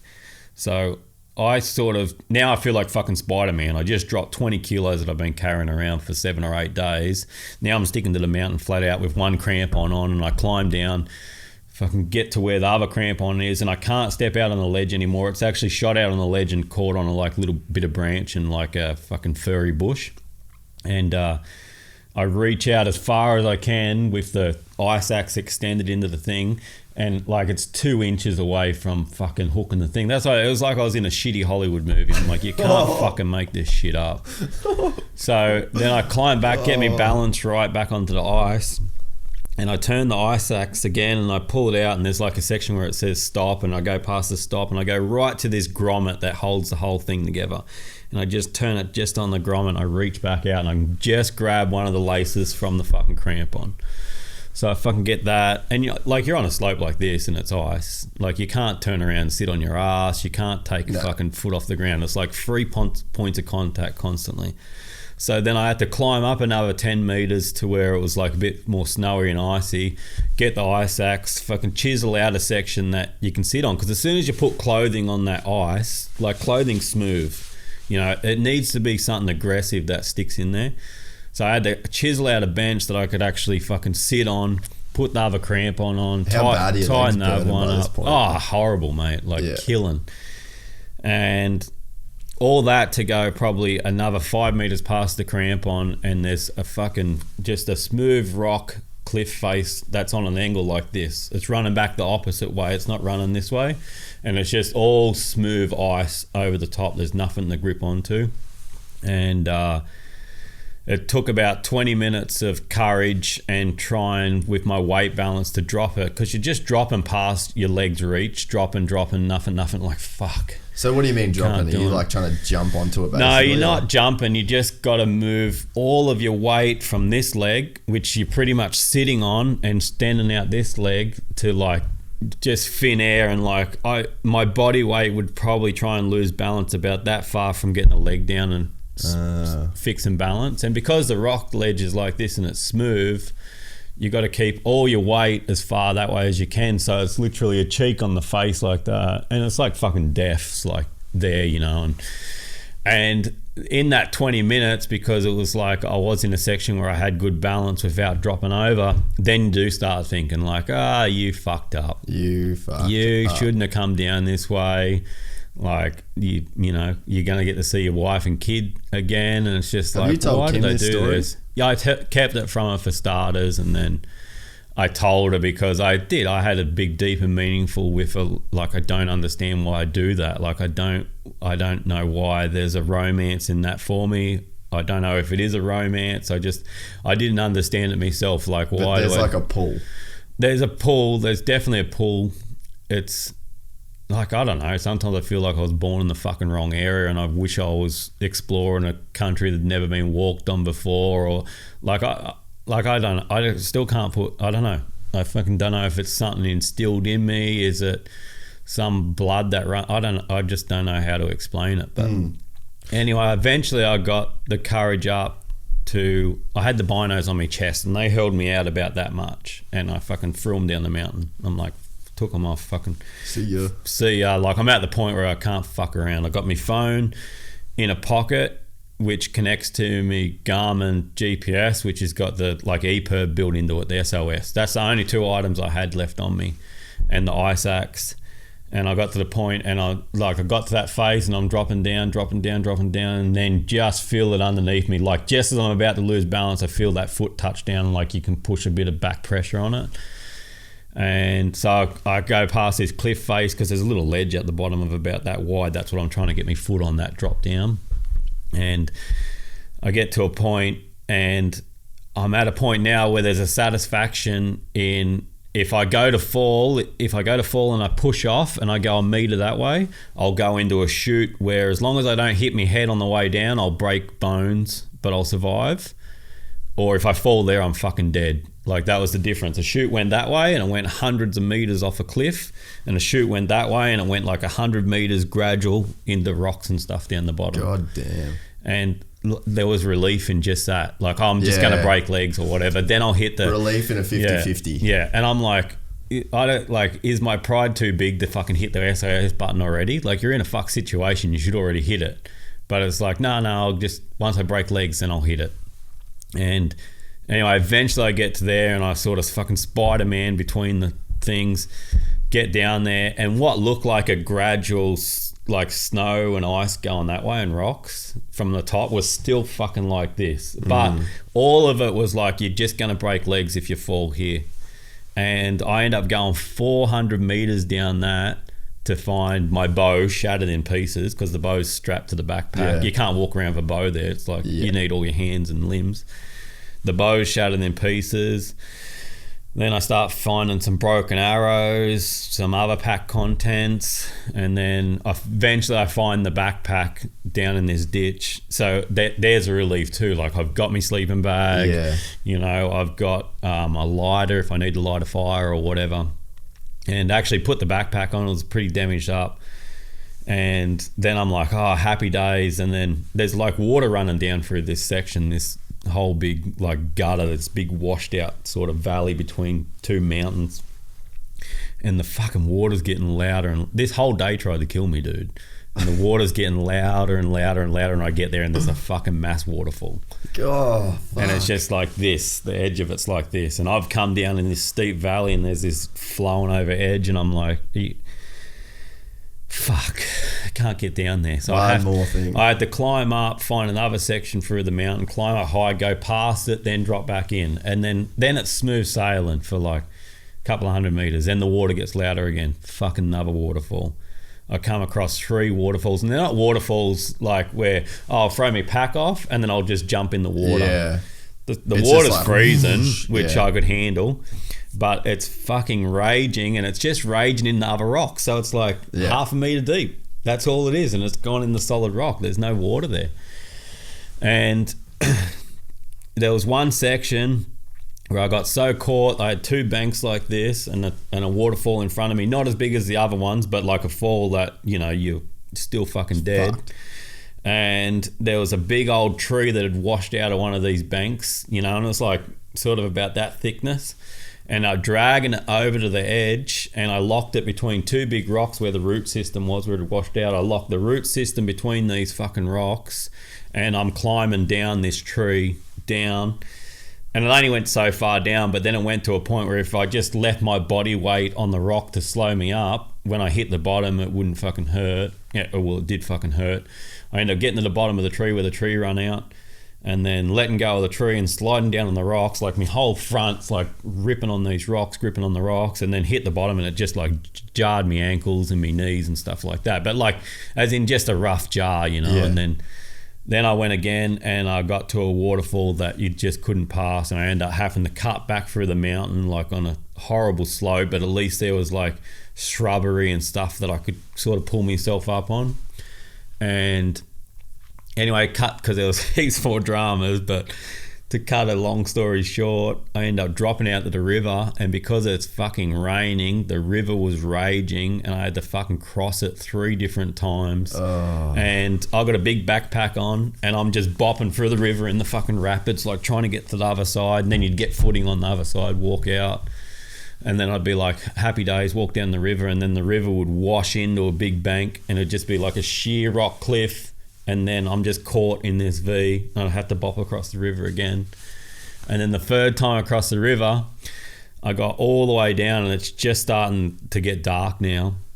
Dude, so this is from like 9:30 a.m. No, dusk. Way before that. I started 2 hours in the dark of the morning just to get to the point where I got bluffed out, and I would have been bluffed out at like 7 in the morning. And then started dropping down. But the point where I said it was like 9:30 was where I was in that real shitty spot, Yeah.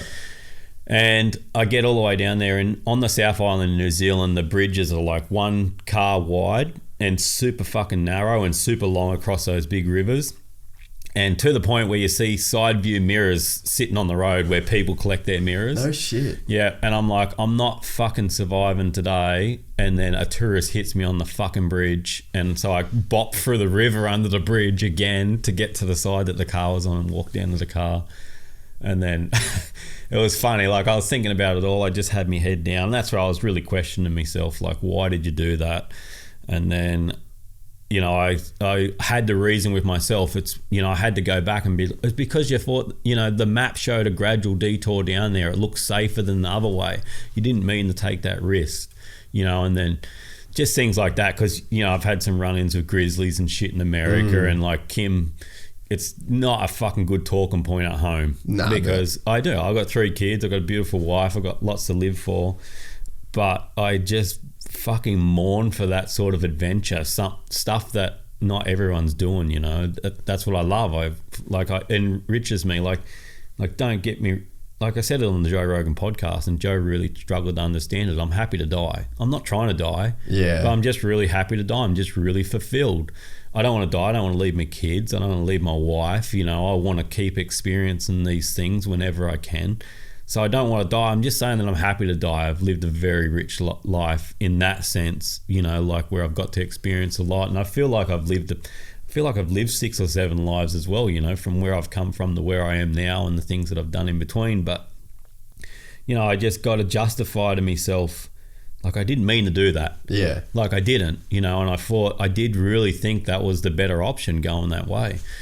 So, yeah, I don't know. It's a funny one, and just, we don't argue about it, but, you know, Kim would be like, don't do that. Like, don't put me through that. And I'm like, fuck, I'm not trying to be. But at the same time, and this ends up being what comes out of it, she knows who I am and what I am. That's just how I am.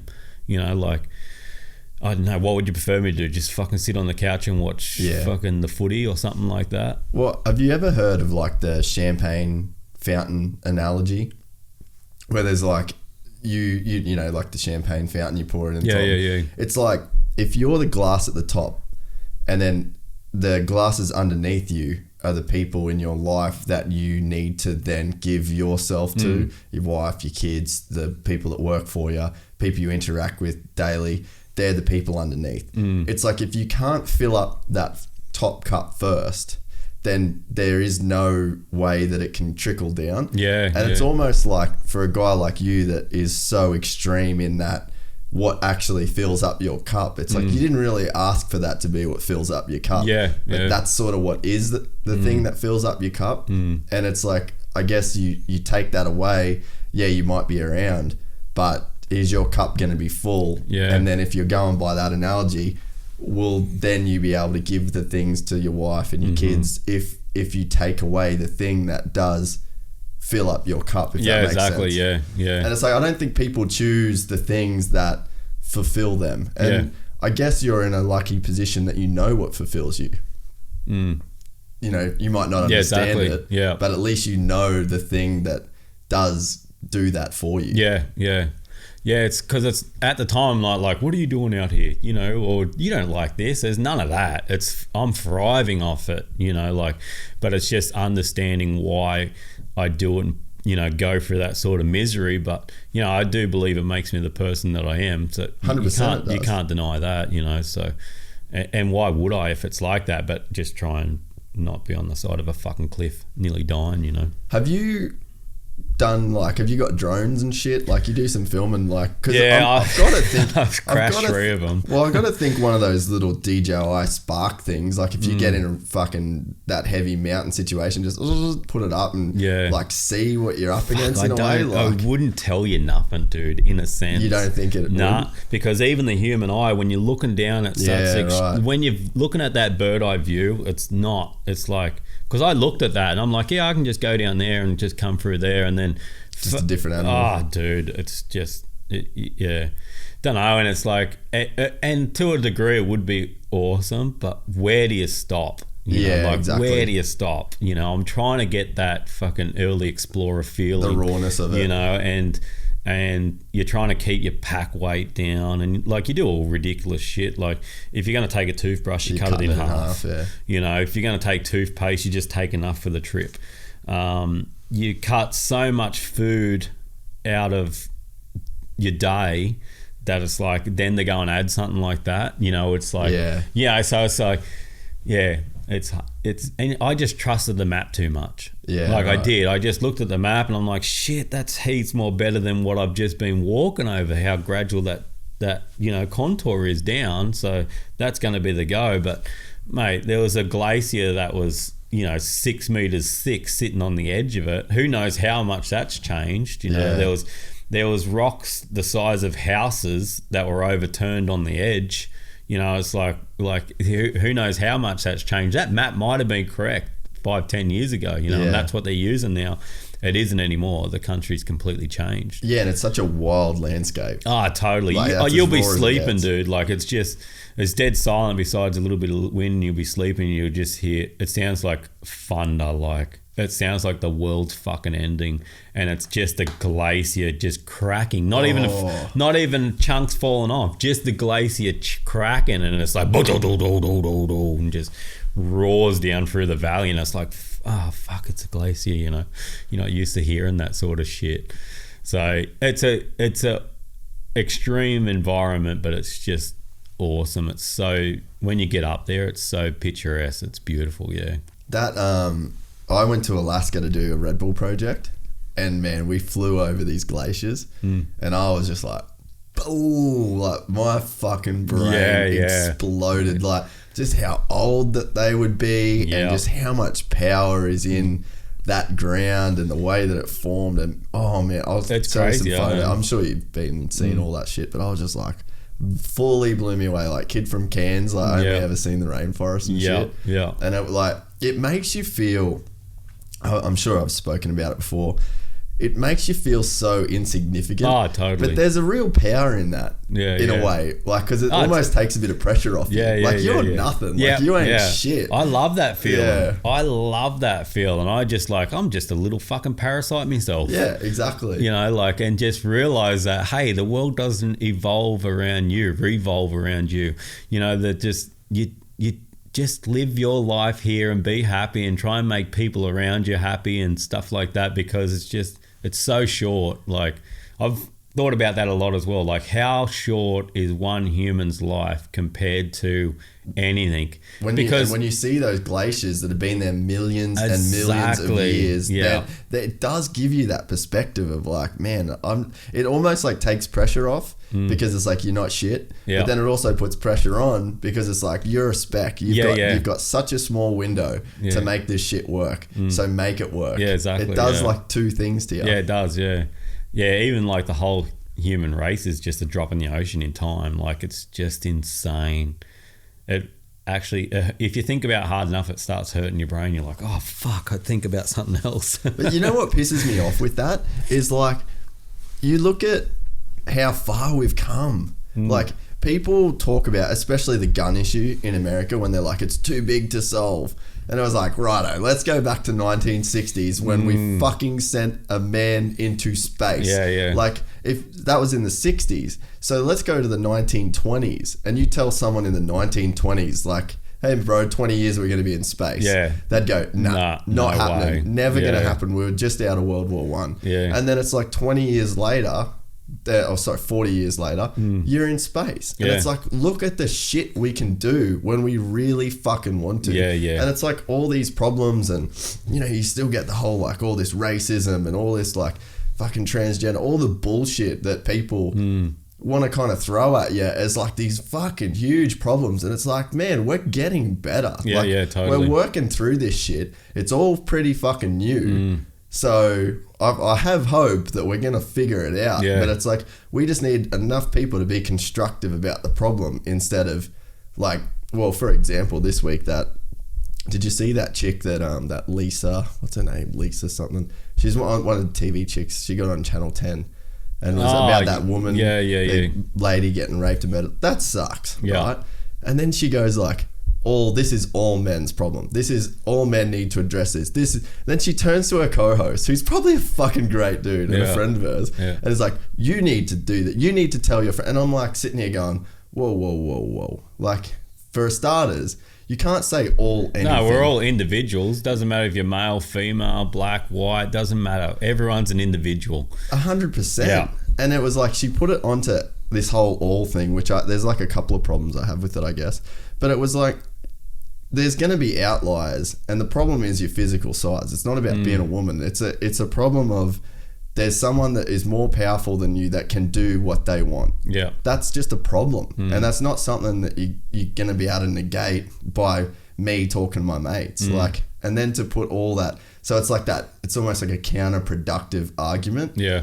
And then let's get to the all thing. It's like, if Donald Trump can't say all Mexicans are rapists and drug dealers, like if he can't say that, why can you say all men are part of this problem? Yeah. It's like, all right, I'll talk to my mates, do a head count. Oh wait, none of you are cunts. Yeah, exactly. Who the fuck am I going to tell not to do this shit? So it's like, it's that, I don't know, we're just in that place of like fucking outrage, and then people coming at everybody, and it's like all the hunting community, all the white male community, all the black, because it's just easier to throw everyone in the same basket. Like, let's just rope them all into the same spot.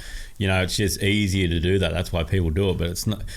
That's being blind to the actual situation. You know, there's always been fucking cunts. There's always going to be fucking cunts. It's just we need to work out the best way to, you know, limit them out. You know, and like, if you going back to like the woman's issue, it's like, if you want to be a woman that doesn't get raped, and like, that's fucked. We all agree that's fucked, right? Go to my jiu-jitsu school, and then roll with one of my friend, like one of the chicks there that's a purple belt, and she's cute as a button, little blonde chick, and she will fuck you up. Good luck. Good luck going up. But that's like, if you want to know what you can do as an individual that's worried about a problem, that's something you can do. It's like, it's just shouldn't be up to everybody else to, and like they're saying the police, like, well, the thing is, the reason why it shouldn't be up to everyone else is because it's just not going to fucking work. Well, you can't. It's individuals. There's people, you can't control someone else's mind, you know, like there's just some sick, twisted people out there, you know, so you're better off arming yourself, you know, to come across that. And that's why deer can run so fucking fast. And they can smell so good, and they can hear so good. It's that whole, they're not dumbing anything down. They're not saying that the collective deer population should stick in one big circle. You know what I mean? Like, it's just, it does.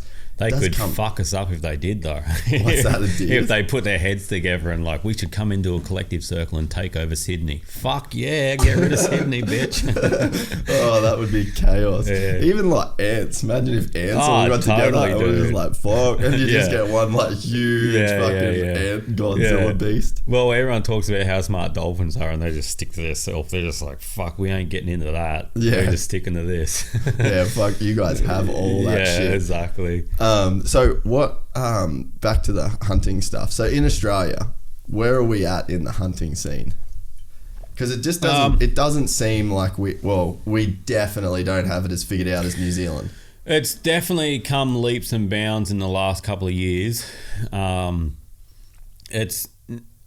Australia's a hard one. It's like, it doesn't make sense to me. Like, they're all introduced feral species that you're allowed to hunt. You can't hunt any natives in Australia. Which is fair. Perfect. In some ways. In some ways it is. Like with kangaroos, we probably need to start getting to the point. Same with crocodiles up home. Definitely, it's just about managing populations, because it's better for the animals. That's it. It benefits animals. Like, so America doesn't hunt their white-tailed deer, their native white-tailed deer, to wipe them out. They hunt those, the way the tags are set up and their conservation, that is for the benefit of white-tailed deer in America and for the health of the herd, you know. So it's not just like, we'll have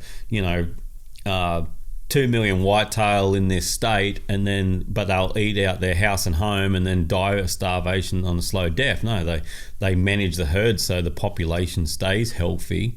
But population staying healthy doesn't mean mass numbers. Population staying healthy means control, and that there's enough feed that they stay healthy, you know. And the young can be raised properly. You know, and it's not like they don't want to see eradication of vegetation either, you know, like by having an overpopulation. And it's like, the whitetail are doing really good, but these plant species are extinct now because they've eaten them all, you know, things like that. So there's nothing that basic, you know. There's so much to it, you know. It's like it's not like a blanket answer. That's right. And there's so much in the background that you don't see. Like, if there's too many white-tailed deer there won't be any of this lizard species because they don't have a home anymore. You know, or like in Australia, you know, if there's too many of this, you know, wombats will die out or whatever it is. Like, there's so much to it, you know. That's without going into all the little insects as well that thrive off that plant that whitetail is going to eat out or whatever it might be. So there's a lot in management if we're really serious about our whole ecosystem, and if we're really serious about no other animals going extinct and things like that. Because like, obviously that's irreversible. Like, once something's extinct, that's fucking it. It's gone, you know. So it's managing things correctly. So now coming back to Australia, as a bow hunter, you can't hunt any native at all with the bow, like so kangaroos or anything. But rural property owners can get tags, so they can shoot kangaroos when the populations get high.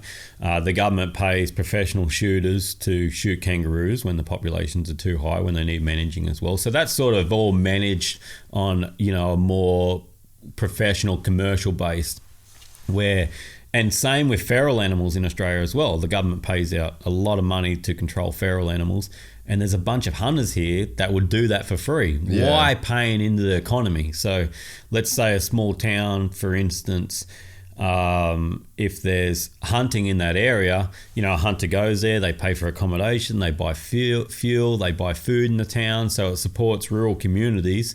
Plus, they're hunting an animal that's introduced anyway, that the government will be paying.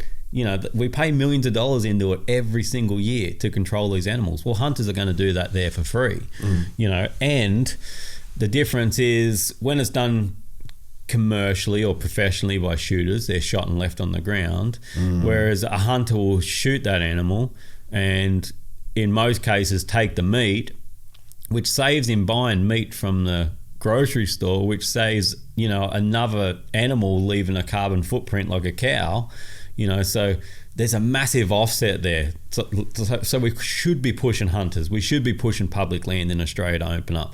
And not just for hunters too, but like you're Australian, you should be able to go into the public land and enjoy the public land, whether it's camping or horse riding or ride your mountain bike through there or whatever it is.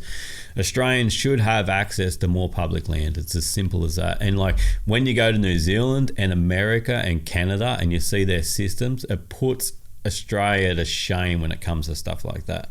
I always think about, I'm like my nan and pa fought for this country, yet most of us can't step foot in the actual country. Yeah. Do you know what I mean? Like it's actually a very sad state of affairs that can happen. Like, and why? Like if we're trying to, like Australia's big on promoting mental health and stuff like that, well then why stop me from doing the things that make me mentally healthy? Yeah. Like what are you talking about? So it's like, oh, you know, Australians need to get more exercise and blah, blah, blah, but you can't do this and you can't do that, and we're changing the law on this, you can't do that anymore, we're going to shut the gate on here, we don't want people in there, you know, and it's just like, fuck, I'm trying to, like they just keep introducing, like we've seen it in fishing as well, and I think, fishing's probably not the worst example that I can give, because with fishing they restock, you know, dams and areas through finances, through fishing licenses and stuff like that, which is good, but they do shut down a lot of places, and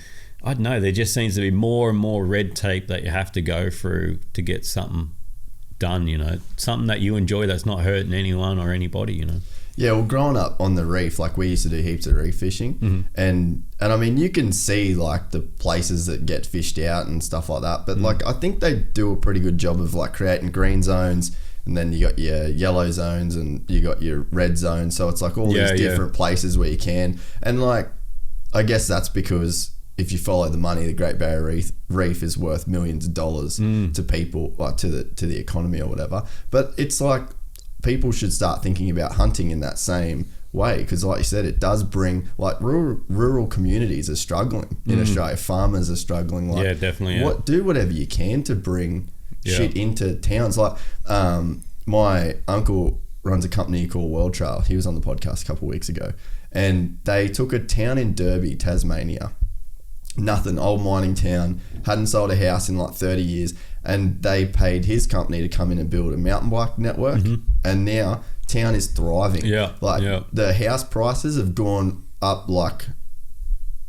crazy amounts. Awesome. Like you couldn't buy, they couldn't sell a property now, $300,000-$500,000 for houses, pubs. Like they just had a round of the world championships there. So it's like when you invest in that outdoor activity and you give people a reason to go somewhere, it's like that saying, build it, they will come. And I think that maybe we need to start looking at that US model, not to mention the money that goes into actual conversation, massive conservation. It's huge. So one thing that we fight a lot of anti-hunters against is before recreational hunting sort of really come in and was managed in the US, so whitetail populations, for instance, were way down, like extremely down. Then through hunting, and the revenue raised through hunting, and they were able to protect certain areas, introduce deer into certain areas where they'd, you know, pretty much been commercially hunted out of. And you look at the models now, whitetail populations are the best that they've ever been. Like, there's the solid proof how conservation works through hunting. It's like, I would never shoot an elephant. I've got no interest in shooting an elephant. I've got no interest in shooting a lion or a zebra or a giraffe, or those things don't interest me. Doesn't mean they're not right. Doesn't mean it's wrong to hunt them, because those models of hunting conservation are massive as well. The best example is after the Cecil incident. Yeah. And America said, righto, you can't import lions. So the lion market went out in Africa. Yep. People thought, well, this is going to save the lions. Lions aren't getting killed now. Bullshit. Now they're getting slaughtered. They don't have a value. Yep. So before a lion would come in, kill a farmer's stock, that's his living. That's what they live off. Kill one of his cows. Now they go out and slaughter a bunch of lions. Whereas before it's like, oh, well, that lion's worth X amount of dollars to me to keep alive. You know, so they just let that slide, you know, like, yeah, it killed a cow that's worth whatever, but that lion alive to me like is worth 10 times more. Yeah. And then there was money also going into conservation, protect lions here, release a lion there, anti-poaching efforts out here, so, you know, the poachers don't come in and kill them commercially, things like that. Once that recreational hunting went and that income went, there's none of that protection's happening. None of those programs. There's no. That's right. Yeah. Things now revolve around finance. Yeah. They truly do, because who else wants that job? You need a bunch of volunteers, and they're not volunteering to do it. You know what I mean? They're just those people aren't out there. So that's a perfect example of how what people think saves an animal doesn't at all. And the same national park and area that Cecil was shot out of, they culled 200 lions 2 or 3 years later. Might have been 2 years later. 200 lions. Like, they didn't even have the tags for 200 lions when they were doing hunting through there. You know, so it's like just ridiculous. Instead of 5 dying and a massive big amount of income in, and the use of that animal and, you know, the benefit to the villages and everything like that, now they just killed 200 and left them. Yeah. Like, that's the difference. It just sucks though that, like, the reason why we hated that Cecil the lion thing is because of that gross fucking dude that just sits there with his dicky smile. Oh, yeah. You know, and it's like, but then you say to people like, oh, go the hunt, like, look at Adam Greentree, look at Cameron Haynes, look at these guys. Like, that's fucking hunting. Like, we need the image to be you. Yeah, it is. But look, if you've got an open mind, none of us actually really knew that guy. Yeah. He might have been a really nice guy. He might have been really spiritual and emotional about that hunt. Or no one ever knew that. Everyone just looked at that picture and went, look at this fucking fat cat cunt. Yeah. You know, like, it's like they probably wouldn't have said cunt because they were American. They don't know the word. But, you know, it's C word. The C word. I don't know that. But... and no one ever looked at like, oh shit, well actually that guy paid this amount of money for it, but that wasn't the narrative. That helped actually save 20 other lions. Yeah. Like you wouldn't see that. Like, and it's in a sense, the other example is like, if I kill a fox and everyone's like, oh, you prick, you know, you killed a fox. Yeah, I killed a fox. I just saved 1,000 native animals. Yeah. One fox, I actually saved thousands, but let's, for the sake of it, say killing that fox saved 1,000 native animals. Would you not kill that fox too? Yeah. How come the fox can kill them 1,000? No one hates him. Like, someone needs to do the picket. You know, like, you know, foxes need to stop hunting. No one's doing that. Matter. No, exactly. You know, like, so it's like how? Like, why is it okay for the lion to kill, but not a human to kill? Why is it okay for the lion to eat meat, but not me to eat meat for some people? You know what I mean? It's like fucking opinions, man. Yeah, everyone's got one. But I think, like, it's just the way that it's framed too, which fucking sucks. Like, you see that Cecil dude and, like, instantly your mind's eye paints that picture. Yeah. But when you see, like, you with a bull elk and, like, a bow, and you've kind of got in there and you care, like, you can tell that there's a different level of care and respect. Yeah, for sure. I think people respect the bow more. Well, maybe they don't. You'd probably know. Yeah. But, like, to me, it looks like more of a authentic pursuit. People like to see the challenge and effort I guess they respect and that more behind it. But truthfully, what's the fucking difference? Okay, he shoots a bull elk, it's a dead bull elk. I shoot a bull elk, it's a dead bull elk. Yeah. You know, there's really no difference in a sense. It's just, but, you know, and that's that whole human, you know, thing again where it's like selfish, dude. It's like nearly selfish. Like, oh, no, well, if he put a lot of work in, he deserves it. What are you talking about? It's still a dead, if you're talking about an animal's life, it's still a dead animal. Yeah. You know, I'm not trying to cover that over. And he might go out and fly up there with a helicopter and jump out of the helicopter and shoot one. It's still a dead animal. Yeah. You know, when you come from that side of it. But, you know, if you come from the, you know, where you want to try and take adventure and exploration out of it and like a lot more feeling and effort, then yeah, that is the better way to do it. I feel better doing it. Yeah. You know, like I don't want to be that fat cat that just shoots shit and poses for a photo. Yeah. I want to be the dude that actually a lot of the trips doesn't even get what he's after, because it's not even about that. It's not really even about that. Yeah, that's an awesome bonus, but you know, I've said on many trips, like, this trip will actually be better if I don't get one. I'm going to try my hardest to get one. You know, I'm going to try my hardest not to fail. But if I fail, that's probably the best outcome, because it makes you realize how hard this is. Like, you've got to earn this, you know, you've got to work for it. Like, there's beauty in the struggle. Like, that's 100%. where the real good 100%, shit is. Yeah. When Kim was in Hawaii with me, and like, Kim hunted pretty hard, and that's my wife for anyone that doesn't know. Yeah. And she didn't get a deer. Like, the end of the trip, she didn't get one, and it was like, she devoed full devoed. Yeah. You know, like really upset. And I'm like, oi, this is it. You're supposed to be. Yeah. Like, you're supposed to be upset that you didn't get one. Because that means how badly you want it. Then wait until then when you get one, because then you realize, like, oh fuck, this is a precious animal. Yeah. I worked hard to get this, and you respect it and you honor it because of that reason. You know, like, if every hunt I just went out on and just shot something, I'd give up. I'd stop. Yeah. I would. I'd source my meat in another way where it's like still ethical, very, you know, organic way of collecting meat, but through someone else. I'd stop. It's as simple as that, because I want that effort. I want to bust my ass. I want to doubt myself. You know, I want to think that I'm not getting one. I want to realize that they're that hard, because they're a wild animal. Like, they're designed to run away from shit. Is survival, you know. Our life is survival too, but we have lots and lots of comfort around us. You know, it's true. You know, and then it starts to make you forget that, you know, everyone's life survival. Every creature's life is survival. You know, like, an animal won't give up. They just don't give up. They'll be like fucking wild dogs hanging off its ass, its back legs are chewed out, and still trying to fight and get away. Like, 'cause that's all that there is. That's what they know. That's instinct, you know.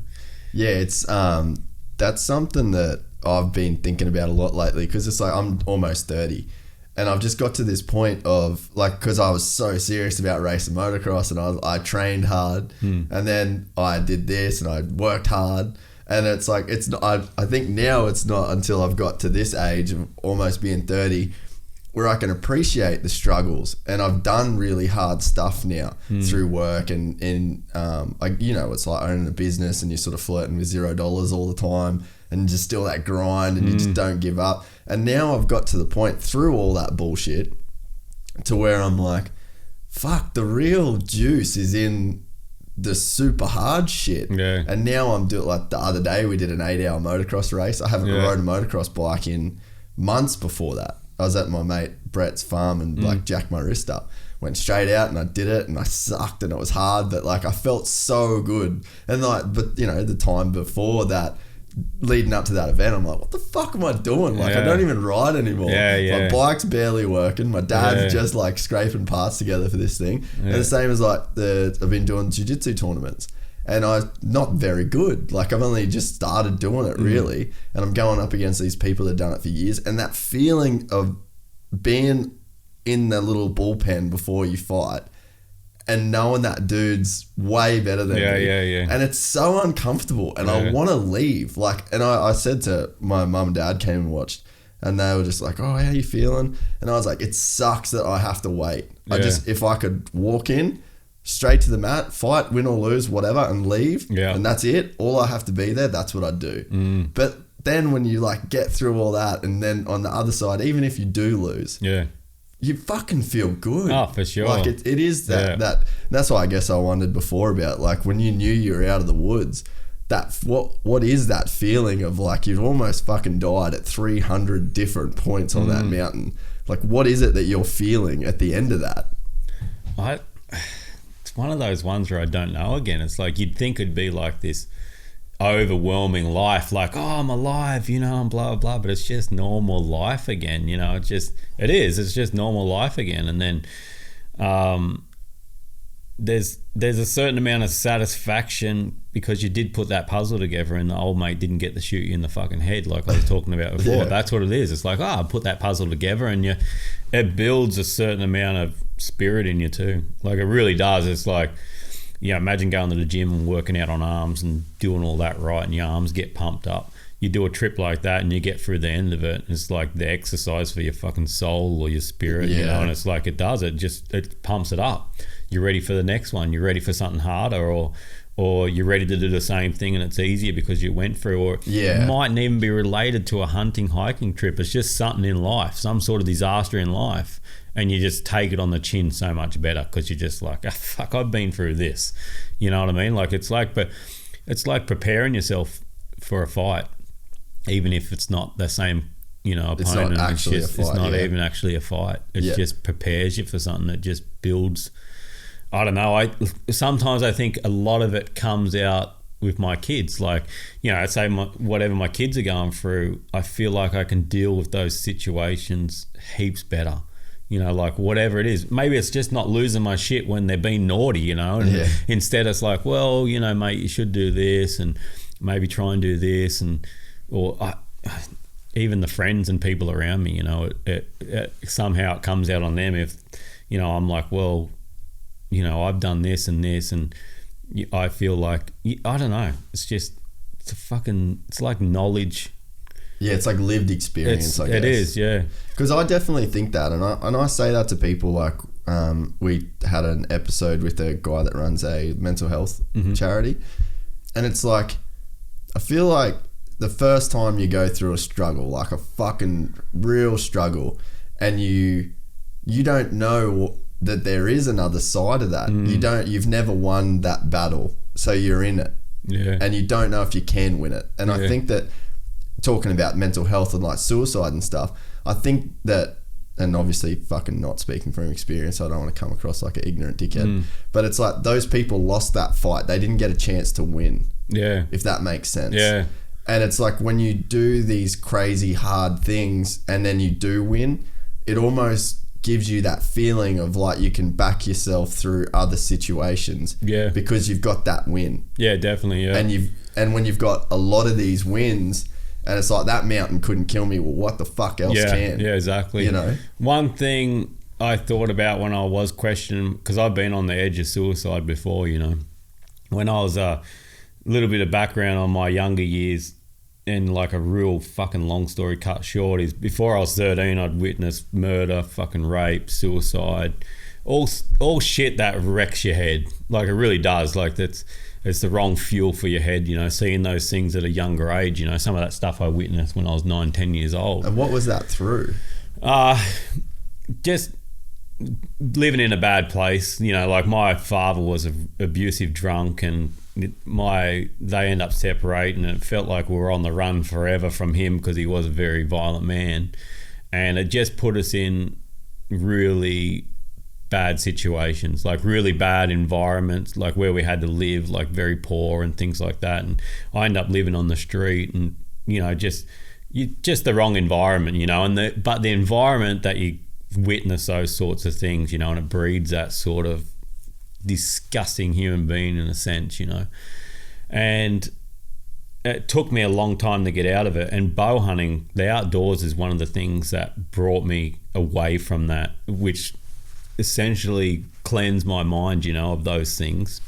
I had to replace all those really bad memories with good memories, you know, to actually get well, you know, mentally well, I believe anyway.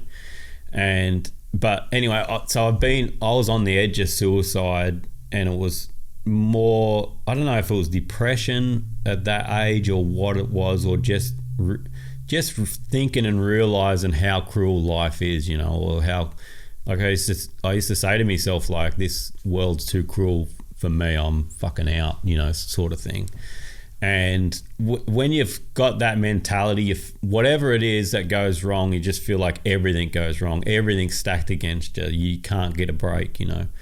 And when I was in the mountains, after I come out of that really hard position and I was thinking why I do this, I'm just like, is it because I'm just a little bit fearless of death because I've considered it myself? That fucking, then why wouldn't I be happy to do what I'm happy doing and maybe come across death, you know? And it wasn't it. That was the wrong fucking thought. It was the wrong answer. It's not that at all. It's, yeah. But, you know, to be at that point, I used to, what stopped me from suicide is fucking, you might as well do the things, anything that you've ever thought of doing before you do this. Yeah, like, right. You might as well still experience life, you know, and it'd be fucking dumb shit. It'd be like, oh, you know, well, you've always wanted to,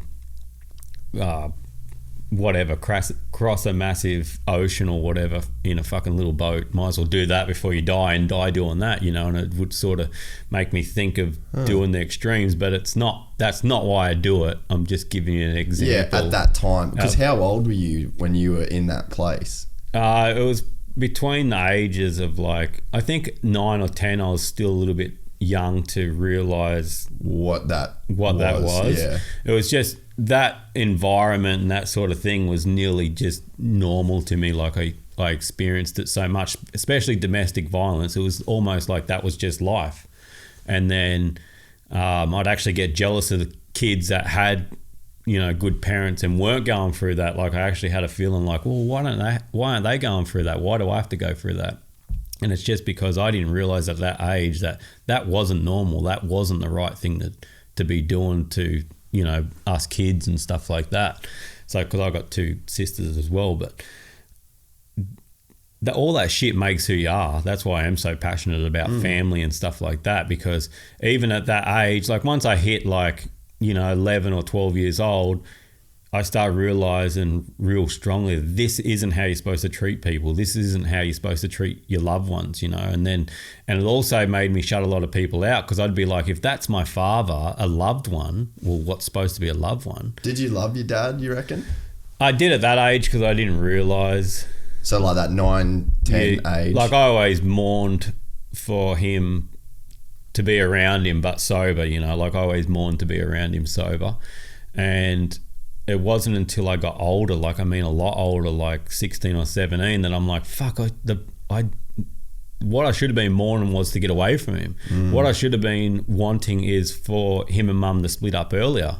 What I should have been wanting is for him not to be in our lives. And, but it was just because it was your father, you know, you just like think that they should be together, you know, they should just be together, should be a happy family. And it's just like, you realize that, like, even fucking blood can be horrible, you know, even blood can be rotten. That's why I say, like, if someone's negative in your life, doesn't matter if they're blood or not, you just got to clip them, you know. And then so anyway, my parents end up splitting up, you know, some years later, and you know, even then I was like, fuck, I just wish mum and dad would be together, and, you know, we could be a big happy family and stuff like that. So yeah, it wasn't really till I got older I was like, can't believe I was thinking like that. But I was just so young and tormented that I thought that's what it was supposed to be. But, you know, it's fucking not the case at all. Like, yeah, if there's someone like that in your life, like, fucking every rapist has been someone's son. Yeah. You know, like, you think about it like that. Like, and it put mass distrust in my life, where I was just, like I said, like, if that's family and they can do that, fuck, then what's a stranger capable of? You don't know. You really don't know. So, but it's all time and building relationships with people to realize how people are as well. So it's like, you got to take that gamble. You got to let people into your life. You got to let people into your life to have a friend. you know. Where did Kim come into your life? Like, how old is that? Because you guys seem, from my outside perspective, 18. She was 19, I was 18.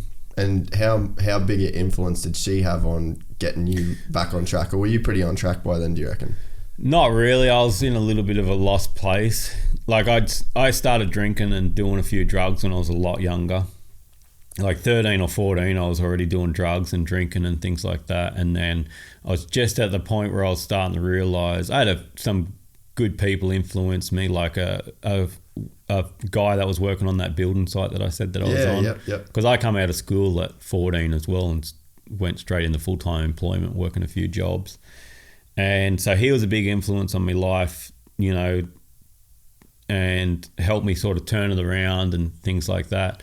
And so I'd stopped drinking. Like, I realised, like, fuck, like, you hated your dad because he was a drinker, and you're doing the same thing.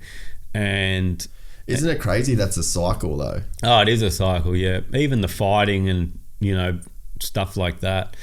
And I'm like, fucking, so I give that up, and I give up doing drugs about the same time as well. And met Kim and just started being a lot more physically active, and started, like, I'd just walk from home and I'd just go exploring up in the wilderness at home, you know, and just, like, not even hunting really at that point. I was doing a bit of hunting, but not to the point that I do now. And then met Kim, and I was also at the point where I just had a complete change of heart, where I was just would go out of my way to be kind, you know, say something nice to fucking just be a nice cunt. You've fucking seen the hat. Just be a nice cunt to pretty much anyone that I could, and just try and be really positive and stuff like that. And I met Kim, and like, she's a real positive person, and we just fucking gelled straight away, you know. And I told her just how I felt, you know, about certain things in relationship and how to treat a woman and stuff like that, because my father certainly hadn't done it, and just fucking, she fell in love with me, mate. Sucked her right in. Only human, mate. Yeah. Fucking only human. But no, she's been one of the best things that's ever happened to me, for sure. And yeah, I don't know, still fucking a lot of romance and stuff there, and respect between us, and yeah. Well, I guess probably because maybe she, you know, part of the reason that you didn't go down that road, you know, like, fuck, you gotta be pretty, like, to have a bond with somebody that brought you out of that place in a way mentally. 100%. Like, fuck, what could you ever do to repay exactly, that?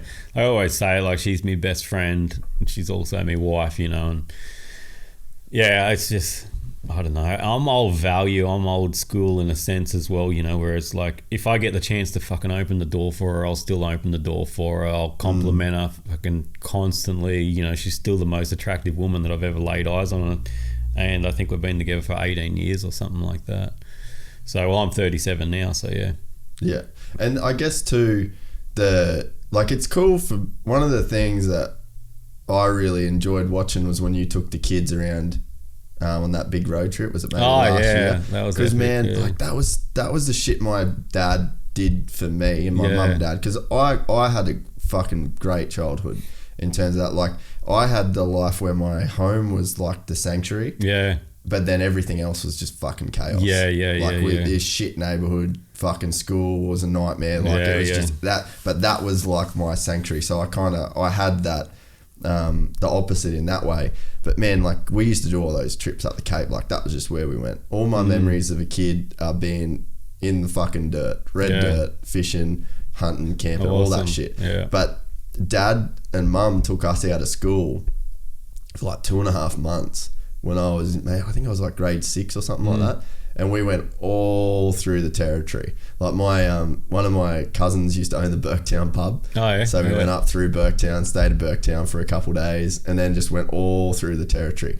And fuck, I will never, ever, ever, ever forget that trip. Yeah, like, that just gave me such a, like, an appreciation for, obviously, the outback, even though we'd been there a lot. But it was like, it was that thing of like they took us out of school and they just said, you know what, fuck that. Awesome. This is real. Yeah. And then when I saw that you guys did that, I was like, fuck, I think man, it plants a seed too. Dude, like it's instilled in you now. And I wondered if you knew that was the effect that you have before you did it. Yeah. Well, I did. I definitely did. And I realized like how good that would be for the kids, you know, and we all loved it. It was, you know, it was unbelievable, and the things you'd see, like they still talk about it, you know, let alone, like I said, it's like you've planted that seed now. Hopefully they'll do the same thing with their kids, you know, because a lot of that doesn't happen anymore. Everyone's working to get by, and they sort of, I don't know, it gets pushed aside or forgotten about. We're about to take them out of school for 6 months and travel North America with them. Fucking do it.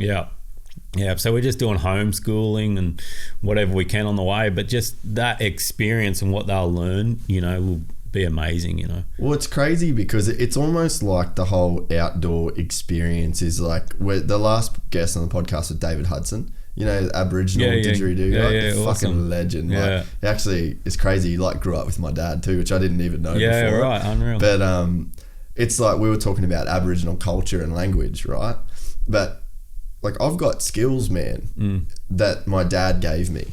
And I can get, like, you chuck me up in the bush now, I'm good. But I had one of my best mates, he's born and raised in LA, and he come over, and this is funny because you're always on to Joe about coming over and like making videos and shit. So I've brought a few of my mates over. And like giving them the full Aussie experience, right? So we got my mate Nick come over. Fucking love the dude, like best dude ever. Born and raised downtown LA. So he goes to my mate Az's property in Babindi. He's just got like 7 acres, got some cows. There's a river running through his backyard, and his son's my godson.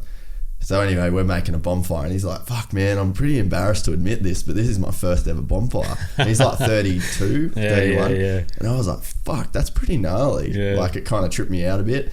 And then he was doing the thing like, man, like we were just sitting on the grass. We put down a picnic blanket. We had a big bonfire raging. And he's like, fuck, is there any snakes? Like, should we be worried about snakes? And I was like, no, like, don't worry about it. Yeah, they're all mythical. And then, so Zai, who's my godson, he's 10. He's fucking pitch black with an underwater torch on. He's got snorkels and goggles and a spear. And he's spearfishing at like 8:30 at night in the little river that runs behind their house. Anyway, right as Nick's having the snake conversation, fucking my little godson goes, Uncle Jason, there's a fucking snake. There's a snake. So I was like, oh, sick. So I run down, and it's just a children's pipe, a carpet python, but it's just cruising through the river.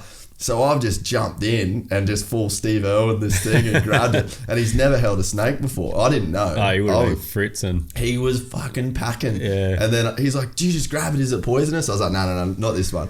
And I just gave it to him. Like, didn't even give him a chance to, pretty much if he didn't take it, he was dropping it. First time he'd ever held a snake. Yeah. So, and he's just fucking having this mind-blowing experience. But then it's like, I relate it back to like what David was saying about his culture. Like he's actively trying to keep his culture alive. Yeah. A lot of that culture's gone. Yeah. But he was saying that his language, he's got 400 words now from his language that they're like rebuilding his language. But it's that whole thing of like, there's not a lot of people that have the skills to take their kids out of school for 2 months, 3 months, drive them around the territory. Hunt and fish and camp. Like there's not a lot of fucking dudes working in the city in Sydney that even have the ability to give that to their kids. It's almost like a lost art now, right? Yeah, well it is. It's all getting lost. It's getting forgotten about. Like it just gets pushed back, you know, and people don't even think to do it. You know, there's other things that pop up, like whatever it is, which sucks, you know, like when you think about it.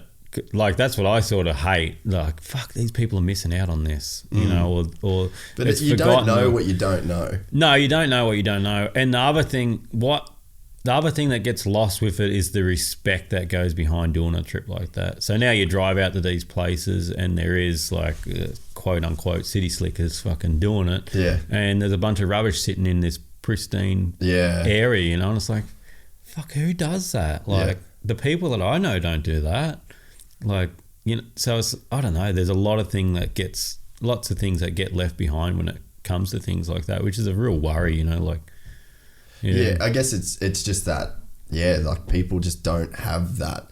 But I think that they don't have like the knowledge base. Yeah. But it's, you know, well, I guess if you didn't have your dad that was the one that kind of took you out and took you camping and that sort of shit, where'd you learn all that shit from?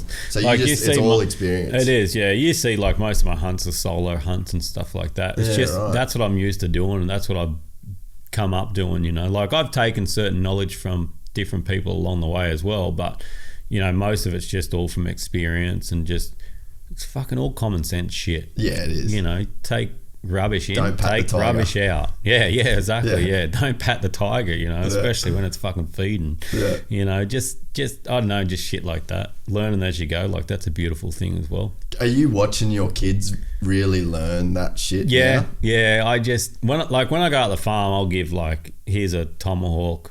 You know, go and knock yourself out, and you know, whatever. And they just, you see them pick it up. You know, like it's awesome. Like starting to cut down a tree. You know, actually, it works better if if you cut the stump where you go in. Like you see them work all that out. You know, instead of just bashing the same spot. You know, like just little things like that. And like I just see something in them. Like I'll run you down to the front gate. No, we'll just walk down. Like they're just you know, like. Even something the other day was, because I like, if it starts pouring down rain, it's no different. Like I always just think it's just rain, it's just water. Like what's an animal do? Like, oh shit, it's raining, I've got to run home, you know? Like, they're still there. They don't lift their head up. They're feeding, it's sunny and it starts raining and they just keep feeding, you know? And the human, like we're exactly the same, but we're being conditioned to be like, oh, I've got to go and get umbrella, a raincoat on, an umbrella, or get inside the house, or, you know, it's like the tiny little things now are pushed to be like extreme, like don't go out today, it's going to be cold and rainy and stuff like that. Anyway, so my eldest son Hunter, who goes to Newcastle High, it's pouring down rain the other day. I'm like, mate, I'll swing past and pick you up after I pick the little kids up. And he's like, no, it's fine. I'm like, no, it's like pouring, like I'm even getting caught up in it, you know, with my own kids passing that on. Oh, no, it's pouring down rain, mate. I'll come and pick you up. I like walking in the rain. I know it's raining, Dad. It's fine. I like walking in the rain. I was like, fuck, I used to like that too. I do like that still when I'm hunting, you know. And then so he walks home, he's soaking wet, no complaints, no nothing, just walks in, and it's like a proud moment. Like, shit, if he's prepared to do that walking out of school, then when we go bush, he's definitely prepared to walk around the rain hunting, you know. It's like we keep turning ourselves into pussies, you know. Yeah, well, we do, you know, like, oh, you know, and can't do this because of this, or, you know, it's so weird. It's funny, like I went through this cycle of being like, fuck, I'm not having kids, like why would I want to bring anyone into this world, blah blah blah blah blah. And then it's only been just recently where I'm like, I want to make a little fucking gangster. Oh yeah, like I want to make a kid that can be like I gave my friend that experience of experiencing a bonfire and holding a snake, and we hiked up Bartle Frere, which is the tallest mountain in Queensland, and we fucking went into the jungle, and as soon as we got in there and I'm telling him like, nah, there's no snakes, you won't see a snake this whole trip, bang, 12-foot scrub python. And I just picked it up for him, and it's like, I fucking gave somebody that experience, and it felt awesome to me because now he adds that to his life. Yeah, definitely. And we got to be closer friends out of that trip, and it's like, fuck, I want to make a kid that does that for people. Yeah, and, for sure. You know, sort of spreads that kind of shit into the world, that kind of energy. And it's like, so I guess I was curious about that with your kids. Can you sort of start to see them really like developing that? Yeah. Oh, 100%. Yeah. And I didn't know how much you would have even thought about the impact that kind of trip would have had on your kids, because when I watched it, you guys were posting heaps of videos about it. It just took me straight back to those moments of like being with my dad and my mum when we did that trip around, you know, all through the Northern Territory. There was one night, like Kim was just talking about it the other day, where, you know, like if we're at home, like, you know, me and Kim are upstairs, we sort of end up doing our own thing. The kids play a game or watch a bit of TV, they do their own thing, and it's like bedtime and they're asleep. You know, there's like at the dinner table, and then there seems to be that separation in the house, you know, because the age different, obviously, like whatever me and Kim are doing, and then whatever the kids want to do. When we did that trip around Australia, we sat up for hours looking up at the stars. This is I think we're on the Tanami Desert track, like just out in the middle of nowhere, no artificial lights for forever. And we counted countless friggin' shooting stars. Yeah. Like, it was unbelievable, dude. And I'm just like, that doesn't happen at home. Like, what are we all going to stare at home for 2 hours? The TV, when you're listening to essentially some stranger on the TV or watching what's happening or whatever. That was the three of us sitting there, you know, locked into one another's conversations, looking up at this natural beauty that goes unnoticed today as well.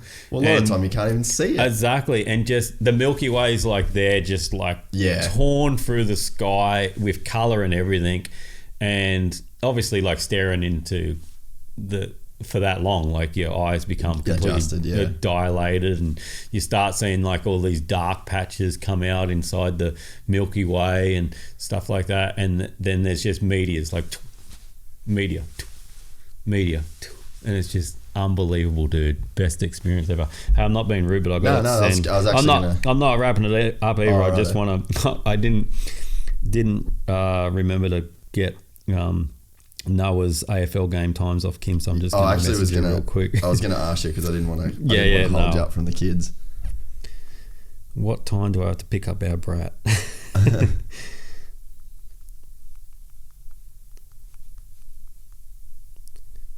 Do you get in the AFL at all? No, I've actually, so we grew up playing rugby league, and Dad said I made, like, my brother was a fucking gun, like full superstar. He could run, when he was 12, he could run the 100 meters in 12 seconds. Yeah, like, right, unreal. He was a full gun.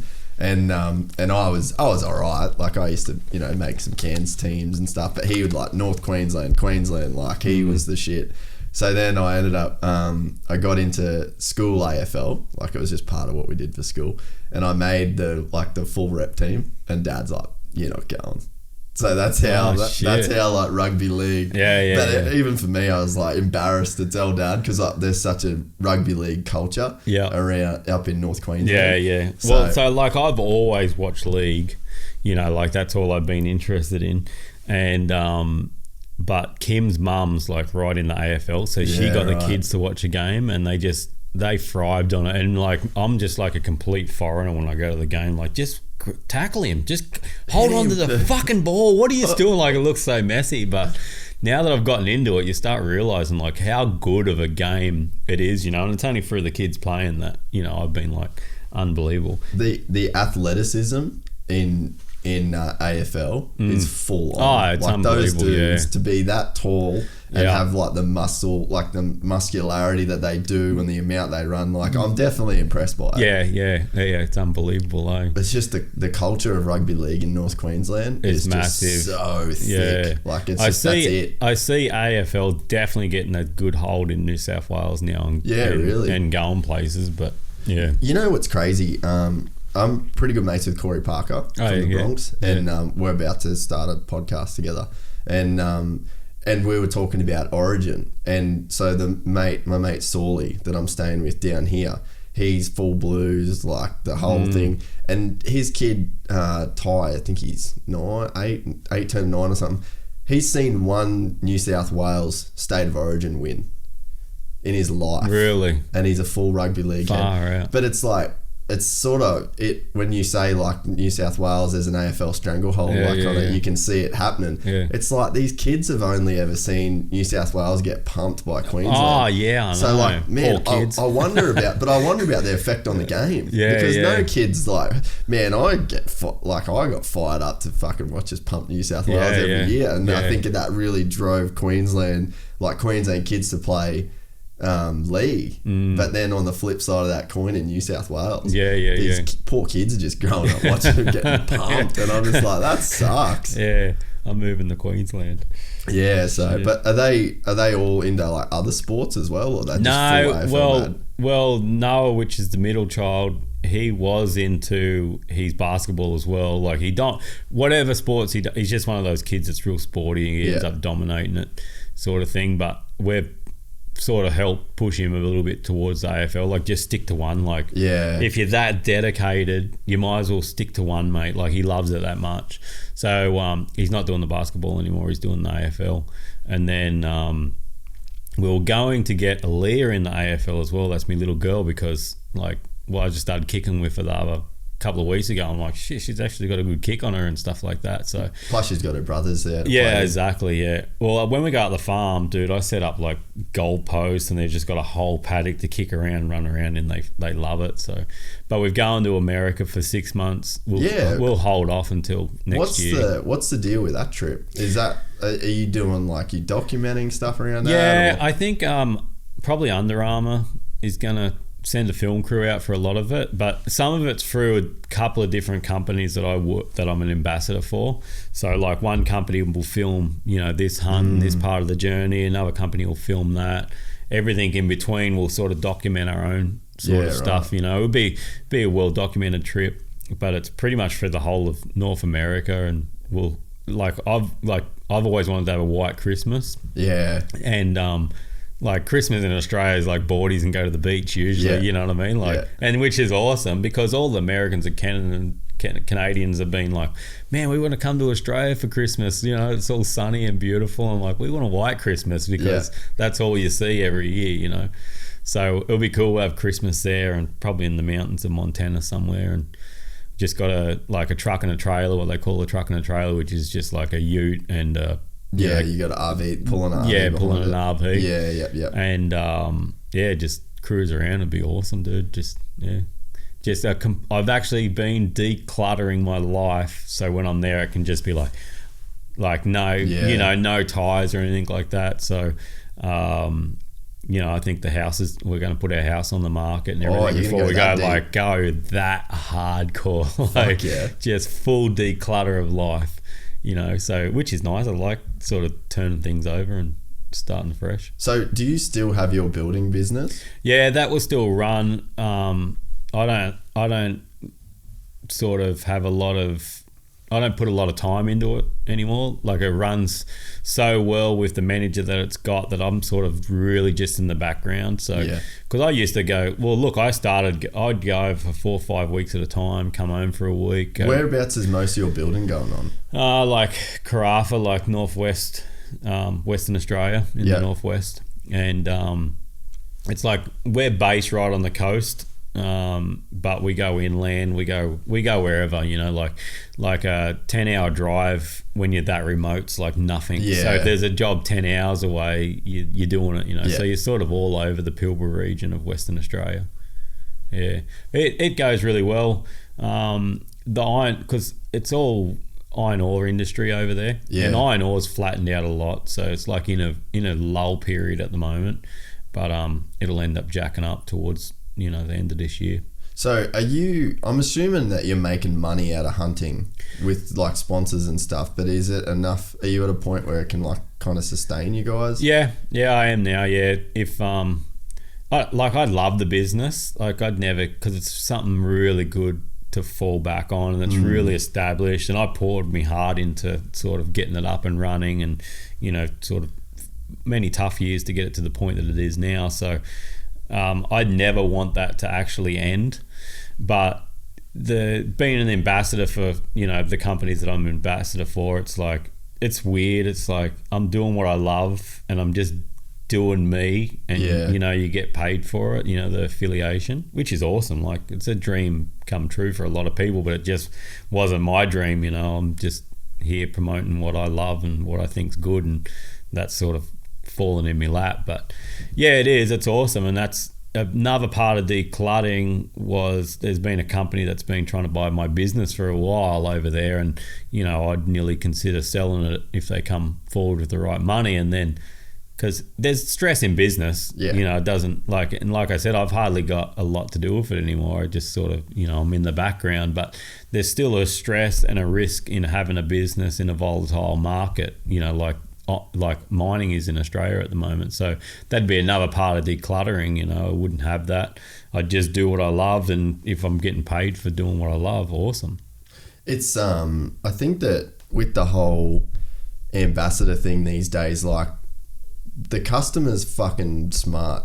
And we kind of went through this period of like Coca-Cola. Oh, yeah. Buy it. Yeah. And like that was advertising. Yeah. And then it's like we kind of had that for a while, and now with Instagram and like people buy into you. Yeah. And it's like there's never a sell from you. Like I want to buy a Yoit bow or Hoyt bow. Yeah. You know what I mean? Because it's like I don't know anything else because you're the dude. Yeah. It's like you and Cam. It would be easy to slut yourself out. Exactly. Like I reckon I get 10 weekly companies that have got like I've never used them. I've got no idea what the product's like or anything like that. They just say, look, you know, post this. Can you post this? You know, pay you X amount of dollars. I'm like, fuck, I can't. These, like, I look at my fan base as friends. Yeah. Like a list of friends. And imagine going to a list of friends and being like, oh, I don't know if it works or not. Fucking buy this though. Yeah. I could not sleep at night doing that. You know what I mean? And just. So it's like the only things I promote is what I already use, and I've been very lucky that the companies that you use that I use have cottoned on and are backing me. So it's not like I'm using, you know, a bow that I wasn't already shooting or that I wouldn't already shoot because the company's like, look, shoot our bow. And, you know, we'll pay you X amount of dollars for you to promote it every year, you know, and then you get this fucking bow and it's a piece of shit and you're like, yeah, but they're paying me, so I've really got to promote it. It's not that. It's like, this is stuff that I swear by, that I use every day. Someone that's constantly out in the field, you know, I can't have something that lets me down when I'm out there doing that. This is what I use, and these companies end up backing me, you know, which is good. And some companies don't back me and I still promote their shit because I'm like, it's good. Yeah. Like I sort of don't really care, you know, but it's more meaningful. Like the consumer can see that shit these days. And I mean, totally. It's been the same with me with the podcast. Like we've had a bunch of random people hit me up. And I'm like, fuck, like these people know me. Like, you know, for an episode to get 60,000 downloads means that's like, and it's 3 hours long. Like, that's a lot of fucking time. Oh, totally. People are like, they know what I'm talking they know what I'm about. Yeah. And it's the same with you. Like, you know, you walk up here today, I've never met you, and I'm like, yeah, g'day, mate. And it's just like instantly feel like I've known you for a long time. Yeah. And I mean, that's sort of weird in a way as well. But it's like, sure. But that's the way the world is now. Yeah. And if you start pushing some bullshit. No, that's exactly right. You know, people know, the other thing is, I've never looked at an ad for something and been like, oh yeah, I'm going to buy that. I've never bought stuff like that. I've always, if it's in a magazine and it's someone you respect, so like let's say it's a dude in Western Australia, Ben Chambers, one of my friends, and he's in the magazine and he's using a certain bow sight in the article. I'm like, well, fucking Ben does a lot of hunting. Yeah. You know, he knows his shit. What sight's he using? Oh, he's using the option 6 sight. That's the sight I'm gonna buy. I buy like that. Yeah. You know, like if when I looked into, you know, say some alpine climbing gear, there's a guy, Pedro in Spain, and he's constantly using this ice axe that I had that also extends out to that walking stick, you know, and then so you've got the two in the one, but without the added weight and without that extra gear. And then having to fuck around and get that's it. That's right. Yeah. And I see him using it all the time, and I'm like, that dude's experienced. He knows what his shit is. I'm going to buy that. And I actually messaged him. I'm like, dude, what brand's that? And, you know, he told me the brand. I bought the same one. Perfect. Awesome, you know. I've always shopped like that. You know, like I've never seen that glossy ad and been like, oh, that looks pretty, I'll buy that. Like there's so much gimmicky shit out there now. So much bullshit. Yeah, it's insane. And it's like, there's a lot of stuff in the hunting industry as well. Like, you know, lures catch fishermen. Yeah. They don't catch fish, you know, those real pretty lures or whatever. Yeah. And then like you buy all these pretty lures, and then you get up to like the Kimberley and all the locals there that fish for barra all the time. It's just a red-headed fucking white lure. Yeah. And they all just like, they're all catching barra on that, and then you get like this real fancy thing. You're like, this is gonna be dynamite, and nothing touches it, dude. You know, so it's like, that's how the hunting is too, you know. And hunting's one of those things where you need to keep it simplified to a certain level, because you know, the more moving parts, the more shit and stuff, the more variables, the more shit that can go wrong when you don't want it to go wrong. You know, the more shit that can break, the more shit that's going to let you down. So I think so many people like get, and so I'm pretty into golf, and fuck the bullshit you can buy for golf. Yeah. And I see guys that just do buy all the bullshit. Every year getting a new driver, every year getting a new putter, every year getting new. And I'm like, bro, you can't get good with one thing when you change it. Like you're going back to zero all the time. Like if you don't have a thing that you like, an Old Faithful, like how many, you know, you look at Jack Nicklaus or whatever, like they'd use the same putter for, you know, 40 years. Guys are going hot and cold on this stuff, and I'm sure it's the same in hunting when you're new bow every year and you barely, you know, how many kills are you getting with that bow as it is or whatever. So now, because everyone pretty much uses sights and everything like that, you know, release aids, and when I first started shooting compound bows in Australia, there was none of that. Like Australia was a long way behind the American market, and it was just complete open sights, you know, so a compound bow shooting off a little rest, no sights or no nothing like that, and it was like a very instinctive way to shoot. You wouldn't change a bow out every year because you knew that bow. You'd know the cast of that bow. You'd know the drop of an arrow, you know, out of that bow. And the only way to be regularly, you know, consistently, effective and you know, consistently successful was to know your bow that well. So you wouldn't change it out. You'd keep a bow for years and years and years. Now with sights and stuff like that, it seems a part of every year or couple of years, a part of that bow is re-sighting in. But once it's re-sighted in with pins and sight and stuff, you've got points of aim. Yeah. So it's like you don't need to know your bow that well.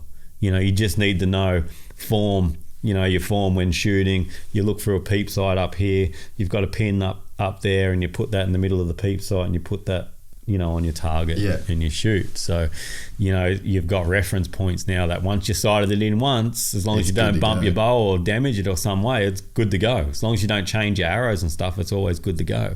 Whereas before, you just had to know, you know, put hours into it. Exactly.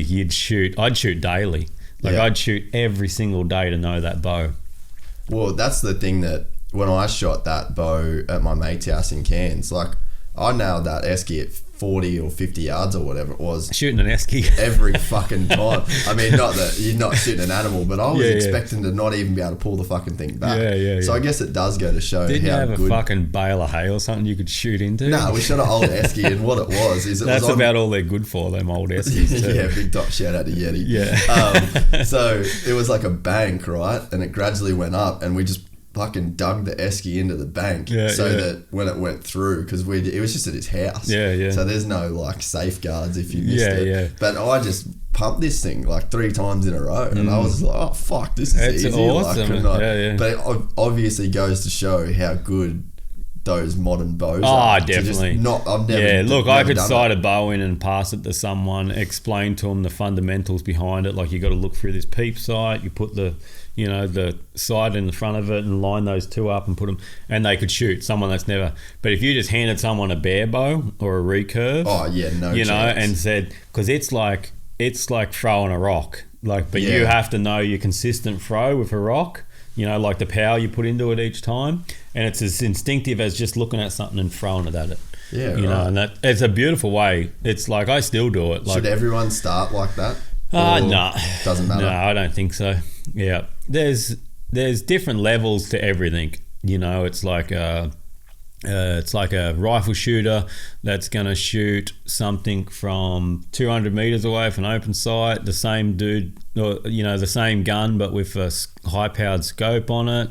Then there's the dude that wants to stalk into 20 meters and with a gun still and shoot everything like that. And then there's the same in bow hunting. All bow hunting's hard. Like, don't get me wrong, all bow hunting's hard. You have to close the gap, you have to know how to shoot and everything like that. But stay calm in the moment. Exactly, yeah.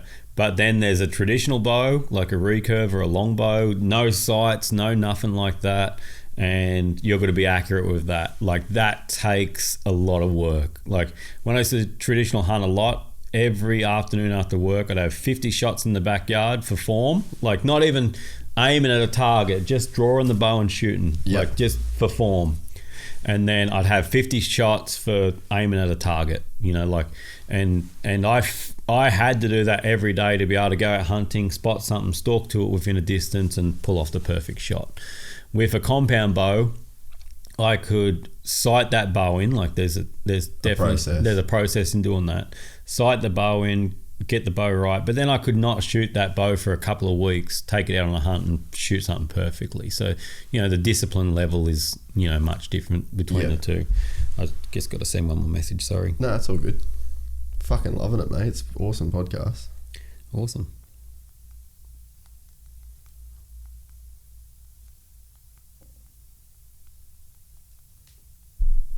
Yeah, man, the amount of people that I were just frothing that you were coming on. Were they? Yeah, just fucking loving it. Oh, that's cool. So for people that are listening to this that may be, because I think that you're would it be safe to say you're more quote unquote famous in America than Australia? Yeah, it's something like 87% of my followers are American. Damn. Yeah. That's way more than I even thought. Yeah, it's huge.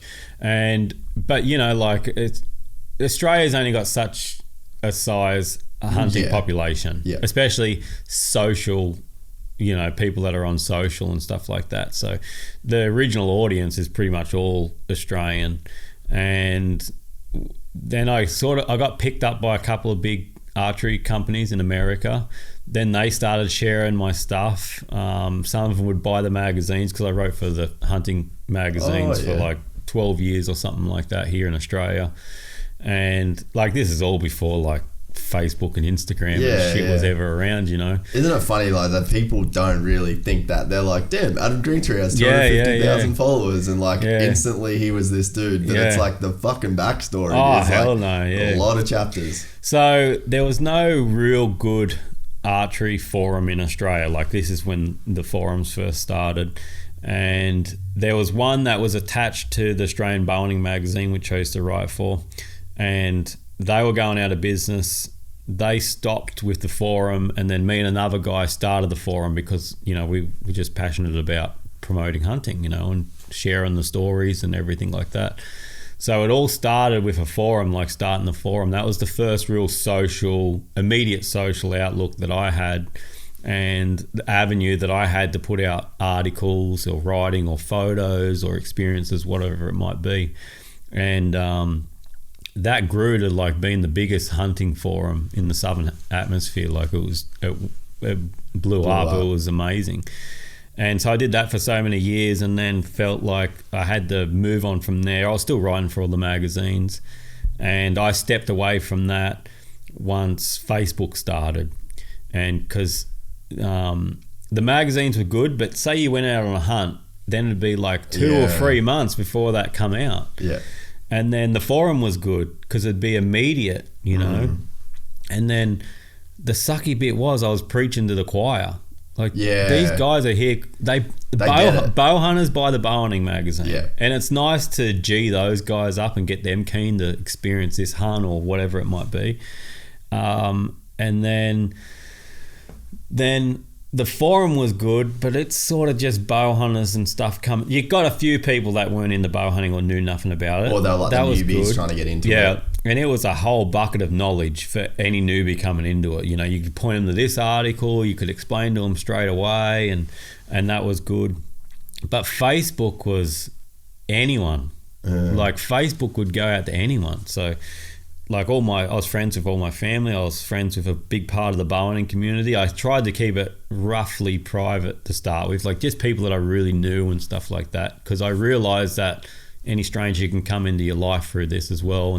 And I wouldn't just post hunting on there. There'd be my kids and family and things that I'd be doing. So I wanted to, I'd already experienced negativity coming in from other people that weren't a part of your life, that would diss on whatever, and I was like, you sort of need to keep things a little bit private. I'm a private sort of person generally, even though I've fucking got my own podcast and shit, but you know what I'm saying? And then, so I started a public one that was just bow hunting. Yeah. And I ran that like a business, and I don't mean a business in a sense as I'm here to make money or anything.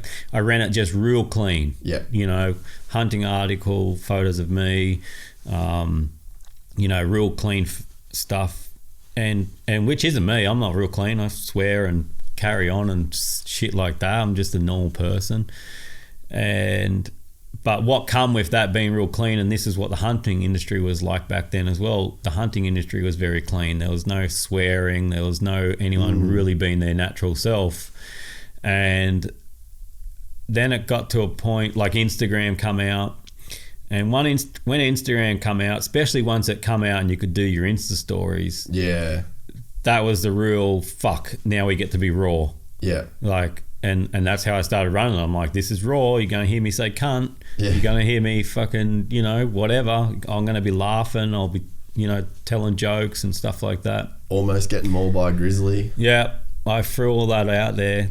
That was like a big starter. But then once Joe Rogan come into the industry, because Joe's very raw. He wants to talk about fucking drugs, prostitutes, fucking bow hunting, how much he loves his kids, everything. Yeah. Massive, diverse, and that's Joe Rogan in real life. Like that's just how he is. Once he did that, the hunting industry started changing, where you could start swearing and stuff like that. Why do you think it was like that before, where you couldn't swear? I don't know. It just like, don't know. It's weird how that shit works. Don't know. But it's because its authenticity is what people appreciate. Yeah.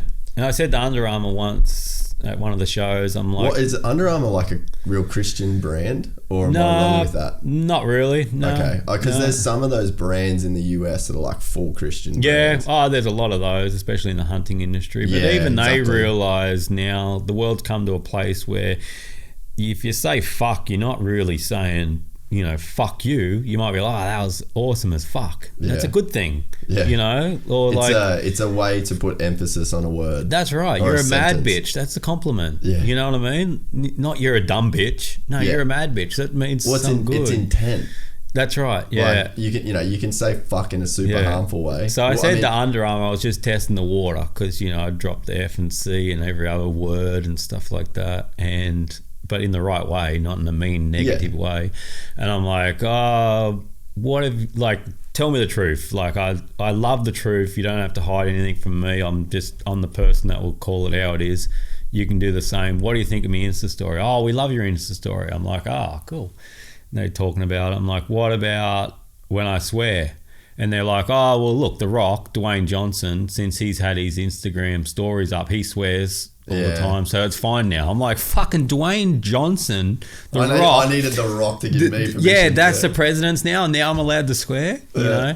But they're like, but you can't say the N-word. And I'm like, yeah, no joke. Like, I wouldn't say it ever like that in my whole entire life either. And they just try and limit the C word as well. I'm like, cunt. I'm like, cunt, that ain't happening. Like, that's one of, I'll always say it in a nice way, but they just don't understand the word. But, so Instagram was really the big one. And because, man, more than half my audience don't hunt, have never hunted. Yeah. And that's why just in there when I do a hunt, I'll get flooded with, I'm buying a bow, just harvested my first meat, I can't, thanks to you, and you just get smashed. I love that. Yeah. Because I don't want to preach to the fucking choir anymore. They already know how good it is. Yeah. You know what I mean? And over the last 5 or 6 years, I've seen all those young guys that were listening to me back then, whether it was reading articles or the early forum days or Facebook or whatever. Now those guys are regularly successful, die-hard bowhunters, and I'm getting messages from them. I'm like, fuck, that's awesome. Yeah, that to me would be I guess that full circle moment. Because you've inspired me. I was super close after shooting that bow in Cairns to getting a bow, just going and buying one. But at that time I was thinking I was about to go back to America, but I've just kind of clipped that program, and now I'm and especially with my mate Ives, full G'd on hunting as well. I'm like, well, I'm just gonna go get a bow, but you're the reason why that happened, and it is cool. And I guess so from going from that, so say there's people that listen to this podcast because we're 98% Australian based. So say you've G'd up a couple dudes to get a bow or whatever. What's the steps and what's the way that we can get dudes into this? Yeah, I get smashed with this question as well. And the real way to get into it is not to fucking buy a setup off eBay or something like that. To start with, question yourself: is this something you actually want to do? And I know you won't realise just yet that whether or not you can take an animal's life or how you're going to feel about it, that comes with The first time you do it. The first time you do it. And it's completely natural. It doesn't matter if you fucking cry, if you feel remorse, it's just, that's all normal. Like, you should feel like that. It's an animal. Humans are a very passionate people. That's how you're supposed to feel. So you're not asking yourself that question, but you're asking yourself the question is do you want to do this? Do you want to be out in the outdoors? Because it's all the stuff before the kill. Exactly. That's the 98% of the experience. Yeah. And it's not a high percentage success thing. You know, it's not like you're playing a team sport and your team kicks ass every time. You know, your team, you in hunting, might fucking lose a lot of a game. So you got to be prepared for that. You know, you got to realize that's part of it. And if your only end goal is in killing something, then don't get in the bow hunting. It's not, you're in the wrong game. You know, your real end goal should be experience, enrichment of life, understanding life, you know, understanding where your meat comes from once you get to that point where you're successful. And if you do it enough, you will be regularly successful. If you look into it, it's like just training. It's no different. You can't be the world's greatest boxer if you're not going to train your ass out. It's as simple as that. You know, so you ask yourself those questions first, you know. Then you need to go into a bow store, a pro shop, because you've got to get measured up. You know, it's not like, oh, I'll just buy that bow. Like, every bow's got a different draw length. You've got a certain draw length yourself. Mine's 29.5 inches. That's my draw length. Every bow that I buy has got to be a 29.5 inch draw length bow. Then you want to weigh up how much poundage you can shoot. I can shoot 80 pounds. Most people shoot 60. Some people shoot 70. Some people shoot 50. So you got to go into a bow shop. You get measured up.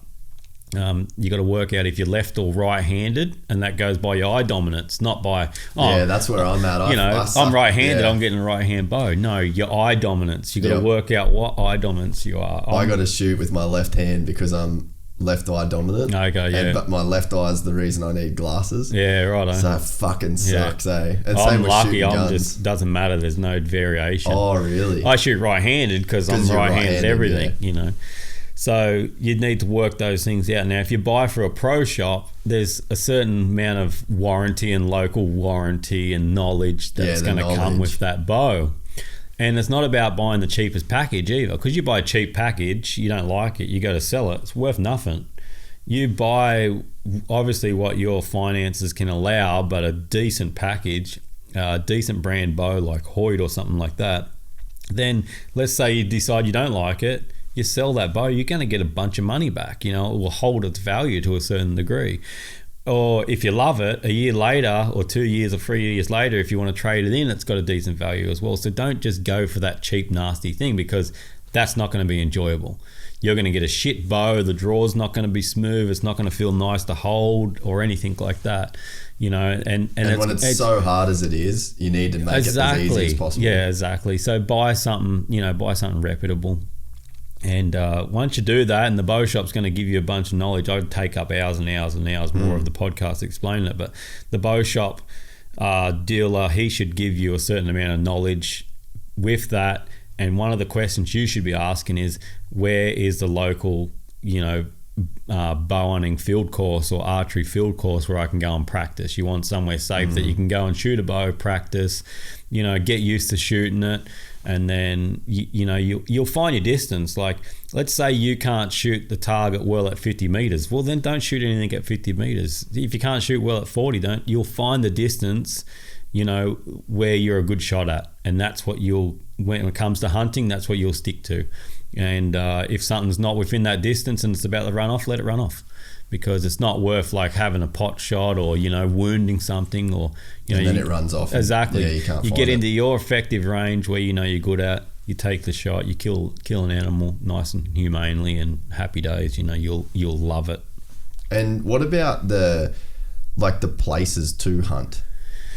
So it depends where you live. Like, I don't think there's any public land in Queensland at all.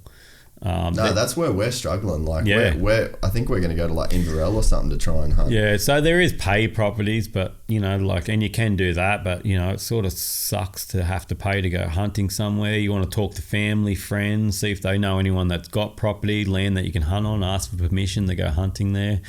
Come down to New South Wales or Victoria and hunt some of the public land there. You can look that up online.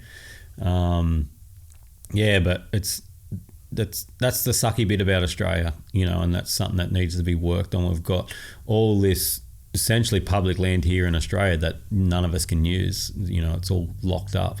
So yeah, but just I've always made a point of like everyone that I meet or know is sort of somewhere along the line you mention to them that you're a hunter, and you know they might be like, oh, actually, my good mate's got 10,000 acres at a sale. Does he just? Well, you know, and you put your hand around them and sweet talk them a little bit and get me permission, you know.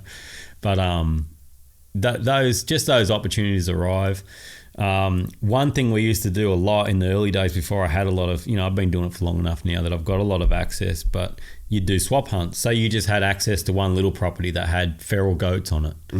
And you knew a bloke that had a property that had pigs on it. It's like, oh, mate, I'll take you for a pig. I'll take you for a goat hunt. Can you take me for a pig hunt, sort of thing? Yeah. So there's that method.